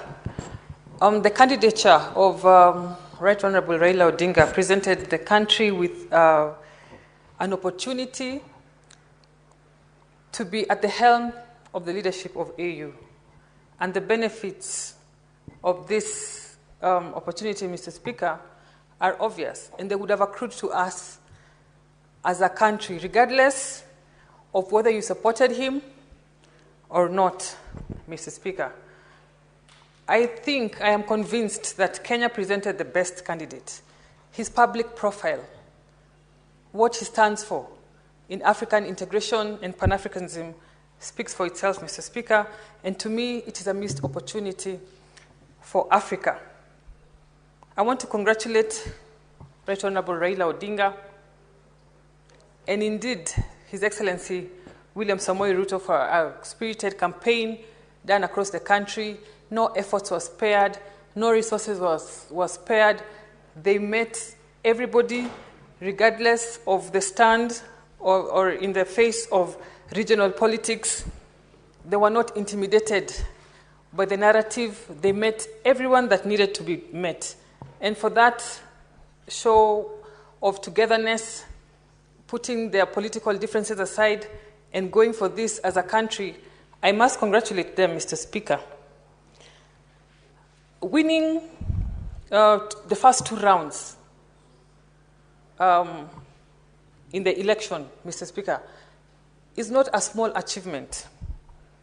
Garnering 22 votes in the second round is not a small achievement in the face of regional politics that were at play, like I said. And for that, I want to congratulate Raila Odinga again.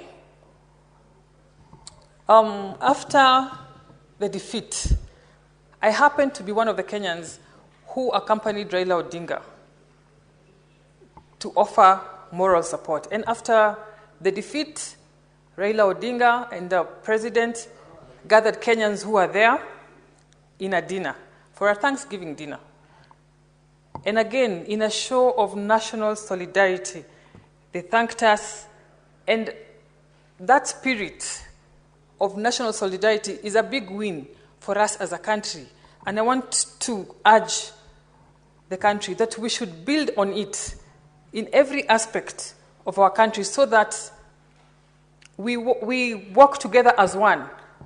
That way it is easier even to disseminate development in every region, in every part of this country, when we are working together. And having said that, finally, I want to take this opportunity to congratulate the AUC chair, Mahmoud Ali Yusuf, for his win. Thank you, Mr. Speaker. Thank you, Senator Karen Nyamu. I'm seeing a request from Senator Nderitu Kinywa, who is presently not in the House, and therefore, honorable members, in the absence of any other member keen on contributing to this motion, I'll ask the Senate Majority Leader, who is the mover of the motion, to proceed to reply. Senator Aaron, proceed to reply. Speaker, I want to take this opportunity to appreciate all the senators that have taken time to speak on this very important motion. Initially, when I conceptualized this idea, my desire was that we will take time to reflect as a country and positively evaluate what has been a fairly decent run by former Prime Minister Raila Odinga and a very good representation of the country at a global stage. However, Mr. Speaker, to my utter dismay, I have seen a few people try to reduce it to be a contest about what President Ruto got wrong, as if he was on trial or as if he was the one that was running a campaign. You know, Mr. Speaker, being a politician, I have come to live with the reality that people will always see fault even when there's nothing to fault.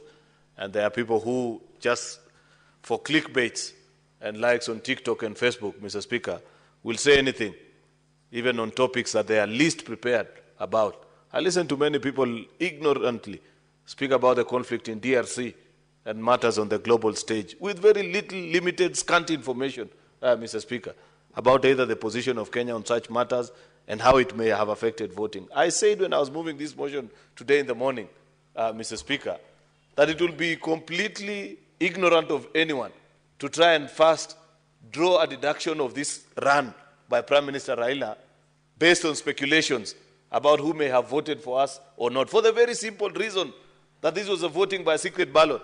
So by the time you're coming here to tell us, oh, you know, because of DRC, I don't know, because of Sarawi and this other one, we did not get vote from this. Where did you know that those countries voted for us or they didn't vote for us, Mr. Speaker? There are 22 countries that stood firm with Kenya and our candidate for all the 6 rounds, Mr. Speaker. There has been no scientific way of establishing which are those countries, Mr. Speaker. Therefore, you know, you get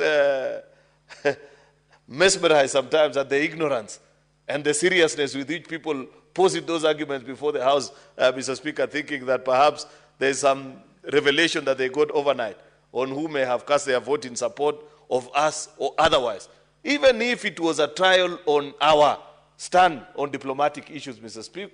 Speaker, I explained here in the morning. The first person to raise that argument was Senator Onyonka. And you know, the record bears me witness. Every time I challenged him, whether it was on the issue of DRC or the issue of Palestine and Gaza, the war in Gaza, Mr. Speaker, he said, let's keep that matter aside. Because I was able to demonstrate to them that the positions they have been arguing in televisions and here in Parliament are nothing but display of pure ignorance. Mr. Speaker, our stand is known on all these things. So I don't know why people want to reduce it to be an evaluation of the performance of the president in the international stage. I don't think there has ever been a president who has profiled Kenya in the international stage the way President William Ruto has been able to do it. Travel with him to international meetings and you will appreciate what a good job he has been able to do. There is a lot of interest in this country. That's why I asked the other day, and somebody mentioned to me, told me, Senator, we don't understand your country anymore. Because reading online, reading newspapers, Mr. Speaker, listening to some of the senators like the ones that were speaking here, Senator Sifuna and the like, you would think that there is absolutely nothing going on in this country. Yet, investors, people that keep a keen, objective eye on the progress that is being made in Kenya are advising people, Mr. Speaker, that if there is a country to keep an eye on the African continent, it is Kenya, Mr. Speaker. Not one, not twice, not 3 times, Mr. Speaker. Have I seen articles by people who objectively analyze the performance of countries and the things that are being done, both locally and the positioning that has been done of this country in the international stage, Mr. Speaker, that they appreciate that there is progress being made. 2 years ago, Mr. Speaker, we were at a debt distress level. We were basically on the verge, staring at an total economic collapse, Mr. Speaker. The president has been able to move the country from that particular state up to a point now, Mr. Speaker, where we are stable, where we are going to the market, where even global ranking institutions are beginning to paint a positive outlook, Mr. Speaker, of our economy. And you just find people here say, oh, hey, this and that is not right. Mr. Speaker, in fact, it was a mistake. Even on the part, I want to fold the office of a speaker, Mr. Speaker, because in our standing orders, you cannot discuss the conduct of a friendly head of state without a substantive motion. It's in our standing orders, Mr. Speaker. Yet I have seen people discuss friendly nations and the local matters in that particular country, Mr. Speaker, with wanton recklessness. That should not be the case. Senator Cherargei tried, Mr. Speaker, to bring it to the attention of the Speaker when that matter first showed up this afternoon, when we had the visiting delegation from Uganda, Mr. Speaker. Unfortunately, maybe the way in which he sought the attention of the Speaker was not impressive enough, and the Speaker reserves the right of whether to allow one to make their point or not, but it is not proper. And many senators need to be acquiesced themselves with our standing orders, Mr. Speaker, that do not allow that kind of a behavior, Mr. Speaker. Even this issue that people are talking about of what happened today, that, oh, you are hosting rebels, this or the other. Kenya is a proud member of the international community. Many times, people rush here when their countries are in conflict, Mr. Speaker. The same people that are faulting us and saying, why did you allow Besigye to be picked and they are lifted from Nairobi, today have a problem that part of the faction that is warring in Sudan is here in the country. So which is which? If you want us to lock the country to anybody that is under siege in their own country, Mr. Speaker, then let that be your stand. But you cannot on one hand say that you need to keep this one here, but the other one you need to release.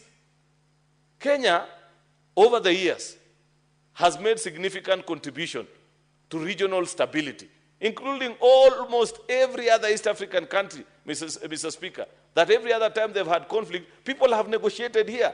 I want to believe that part of negotiation, Mr. Speaker, includes allowing the warring parties, Mr. Speaker, to have access to your country. Who says if one of the entities has come and pitched tent here, Mr. Speaker, that we support whatever they are doing? We are a proud member of the international stage, Mr. Speaker, and I know for a fact that when people seek to either congregate here or find a safe haven if they feel unsafe in their country, there are millions of refugees that continue to ply their trade, Mr. Speaker, or make a living in this country as they go about their business. You remember even the issue of DRC a few months ago, where when DRC protested and said, why did you allow so-and-so to speak? Our answer was plain and simple. This is a free country. When people come here, they enjoy the rights.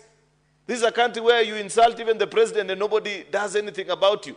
So it will be very difficult for us to reserve and say only Kenyans are allowed certain rights and foreigners are not permitted of the same, Mr. Speaker. Therefore, Mr. Speaker, I want to request the colleagues that want to do an evaluation of Kenya's performance on the diplomatic stage to perhaps present a substantive motion, come before the Senate Standing Committee on Defense and Foreign Relations, Mr. Speaker, and raise the issue that they have.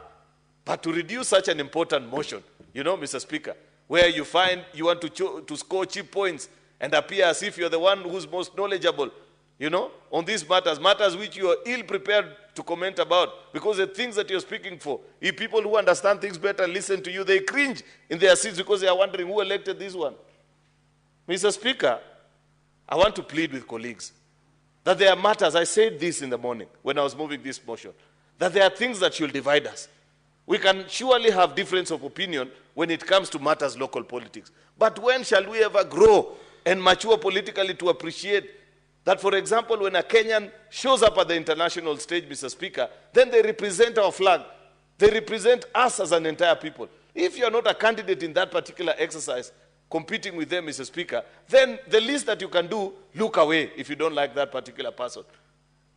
At least at the very worst, Mr. Speaker, just keep quiet. But if you're a patriot, take time to celebrate them and lend their support Mr. Speaker. But not to do the kind of things that we saw being done when the Prime Minister was making his run, touring African countries. There are people who posting pictures. When President said, oh, today I had dinner with former Prime Minister of Kenya, Raila Odinga, you go to the comment sections, Kenyans are even more than citizens of that particular country with their stupid tribal politics, Mr. Speaker, importing it all the way to the international stage. And then you find leaders here in this house trying to justify that, oh, yeah, let people express themselves. Express what? Ignorance. Mr. Speaker, leadership also involves telling people that this is not right, that we don't agree with you in this particular. Why are you a leader then? I thought a leader, part of your duty, is also to show the way in certain matters that you're well prepared for. Mr. Speaker, I want to appreciate those that understood the spirit of this motion and took their time to critically evaluate and celebrate that a Kenyan, a prominent one, an eminent one at that, Mr. Speaker, gave a good account of himself on the international stage, and now people know better about Kenya and our credentials. I did mention, Mr. Speaker, that it is okay for people to have their opinion.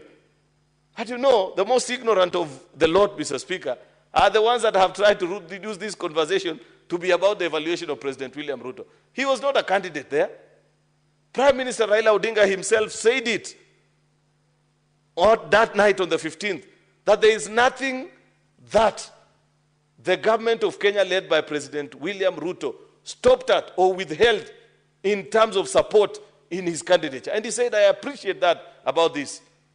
So who else can come here and tell us, oh, you know, this was not done right, this should have been this way or the other? If the candidate himself appreciates that the country did everything that was humanly possible, and we only ended up losing because elections are what they are. Sometimes people choose not to see or appreciate issues the way you perceive them. Therefore, Mr. Speaker, let it go on record that this House appreciates the decent run, the good presentation at the international stage of this eminent Kenyan, that there are lessons that the country has learned, so that in future, because there will be other Kenyans, Mr. Speaker, who will show up at the international stage looking for employment opportunities, either in global institutions, Mr. Speaker, or even at the UN, Mr. Speaker. And there are things that we can surely do better as a country. I want to appreciate, Mr. Speaker, the seconder of this motion, Senator Moses Kajwang, because it is he who reminded us that with this negative energy, very soon we will transfer it even to matters like sports, things which ordinarily have always united us. That you'll find Harambee Stars playing, and because maybe there's a certain player that you don't like, or this or the other, Mr. Speaker, then you'll find people, you know, either cheering the other country or wishing ill fate on our own team. We must nip it at the bud while it is still early, Mr. Speaker, and be able to tell each other. You know, the other day, Mr. Speaker, we laid to rest celebrated veteran journalist Leonard Mambo Mbotela. It is on such matters that he will ask, Je, hu ni ungwana? Is this really decent of us, Mr. Speaker, to continue to do these kind of things? Therefore, I want to conclude, Mr. Speaker, by expressing the three things that this motion intended to do when we set it out this morning, which is, one, to express the thanks of the Senate to the Right Honorable Prime Minister Raila Odinga, to appreciate that he gave a good account of this country, that this Senate notes that despite the fact that he may not have won, Mr. Speaker, that it was not because of anything in his own capacity, but given that this was a competition and there were other judges, Mr. Speaker, that they may have held different views. But as a country, we are proud of him and the work that he was able to do. Secondly, Mr. Speaker, is to record the thanks of this House to His Excellency the President William Ruto for stepping up, Mr. Speaker, and ensuring that a man whom they fiercely competed in the last presidential election and was separated on only by barely 200,000 votes, Mr. Speaker, enjoyed the support and the full backing of the government of Kenya with no restraint, Mr. Speaker. And that is what a decent country should do, because this is an important job. You know, Mr. Speaker, I'm reminded, I saw last weekend another member of parliament from the National Assembly. I don't want to take him seriously anyway. I think he's the MP for Juja or something. I don't want to take him seriously because I read elsewhere, I don't know if it is true, that the only document that gentleman has is a driver's license. Therefore, the kind of things you were saying about, I don't know how much was spent is expected of such characters, Mr. Speaker. But the point is, Kenya should not have held back. Leader of Majority, Yes. I may as well remind you that the said member has since recorded a statement before the police and has been charged before court. No, today he was charged for forgery, forgery. Not for the misleading comments that he said about what Kenya did, I don't know, in the candidature. Apart from having a driver's license, probably, which is also maybe forged, Mr. Speaker, probably even the other documents, that is what the court will be told later on, that we record appreciation to the President for the kind of support that was accorded to Prime Minister Raila by the Republic of Kenya. Third and final, Mr. Speaker, is that the Senate of the Republic of Kenya record a congratulation to His Excellency Mahmoud Ali Yusuf on his election as the chairperson of the Commission, AUC Commission, on Saturday, 15th February 2025. We are true Democrats, Mr. Speaker, and even though we competed and it was intense and difficult, the winners eventually have their say. And therefore, because we are part of this African continent, Mr. Speaker, we will have to work with him. I pointed out earlier that, for example, the President is leading the reform exercise on the AU, Mr. Speaker. And part of the things that he'll have to achieve will include working with this gentleman. Much as we felt very bad that he grabbed the trophy that we so desperately needed, Mr. Speaker, we still congratulate and wish him well, because his success is the success of Africa. The success of Africa is the success of Kenya, Mr. Speaker. And therefore, we should take such moments to celebrate them, much as we may disagree with him on many of the things. The only thing that perhaps maybe I will point out as a simple measure of courtesy, Mr. Speaker, is to be gracious even in victory, Mr. Speaker, because I saw a video. Probably maybe the people that did the translation may not be honest. I'm aware that we live in the information age, and sometimes not everything is accurate. I saw a video of him somewhere back home in Djibouti alongside his president, and he said certain things that perhaps didn't sit well with the rest of us as a country. But who knows? It could be the wrong translation. Since I don't speak Arabic, Mr. Speaker, I don't want to bear witness, but I want to believe that that gentleman will serve the continent of Africa and celebrate and do all the things that we need to do. Therefore, Mr. Speaker, I wish to end it at that and celebrate what has been achieved and said this afternoon. The various unhelpful comments notwithstanding, but many colleagues, 90% of the people that spoke actually stayed on tune. Apart from the usual, Mr. Speaker, that you'd expect in any political conversation, I still appreciate that many people rose to the occasion and appreciated what this motion was about. It was just about celebrating an eminent Kenyan, appreciating the president, and congratulating the eventual winner. The long and short of all these things that have been said this afternoon were about those three things, which I believe have been ably done by members of this House, using whatever form of shade and color that they have said. With those many comments, many remarks, Mr. Speaker, I beg to reply. Finally, Mr. Speaker, in accordance with Standing Order number 66.3, I beg to request that the deferring of the question be held to a later date. I thank you, Mr. Speaker. Thank you, Senate Majority Leader. And first one to Standing Order 66.3, the putting of the question to this motion is hereby deferred to the next sitting of the House.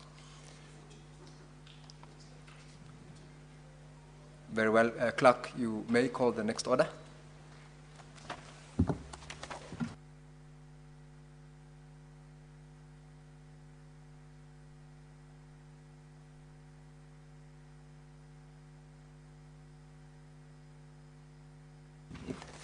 Now, honorable members, for the convenience of the House, order number 14, order number 15, order number 16, order number 17, order number 18, order number 19, order number 20, order number 21, and 22 are hereby deferred to the next sitting of the House.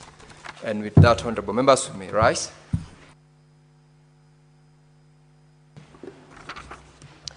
Honorable Senators, there being no other business on the order paper, the Senate stands adjourned until tomorrow, Thursday, 20th of February 2025 at 2:30 p.m.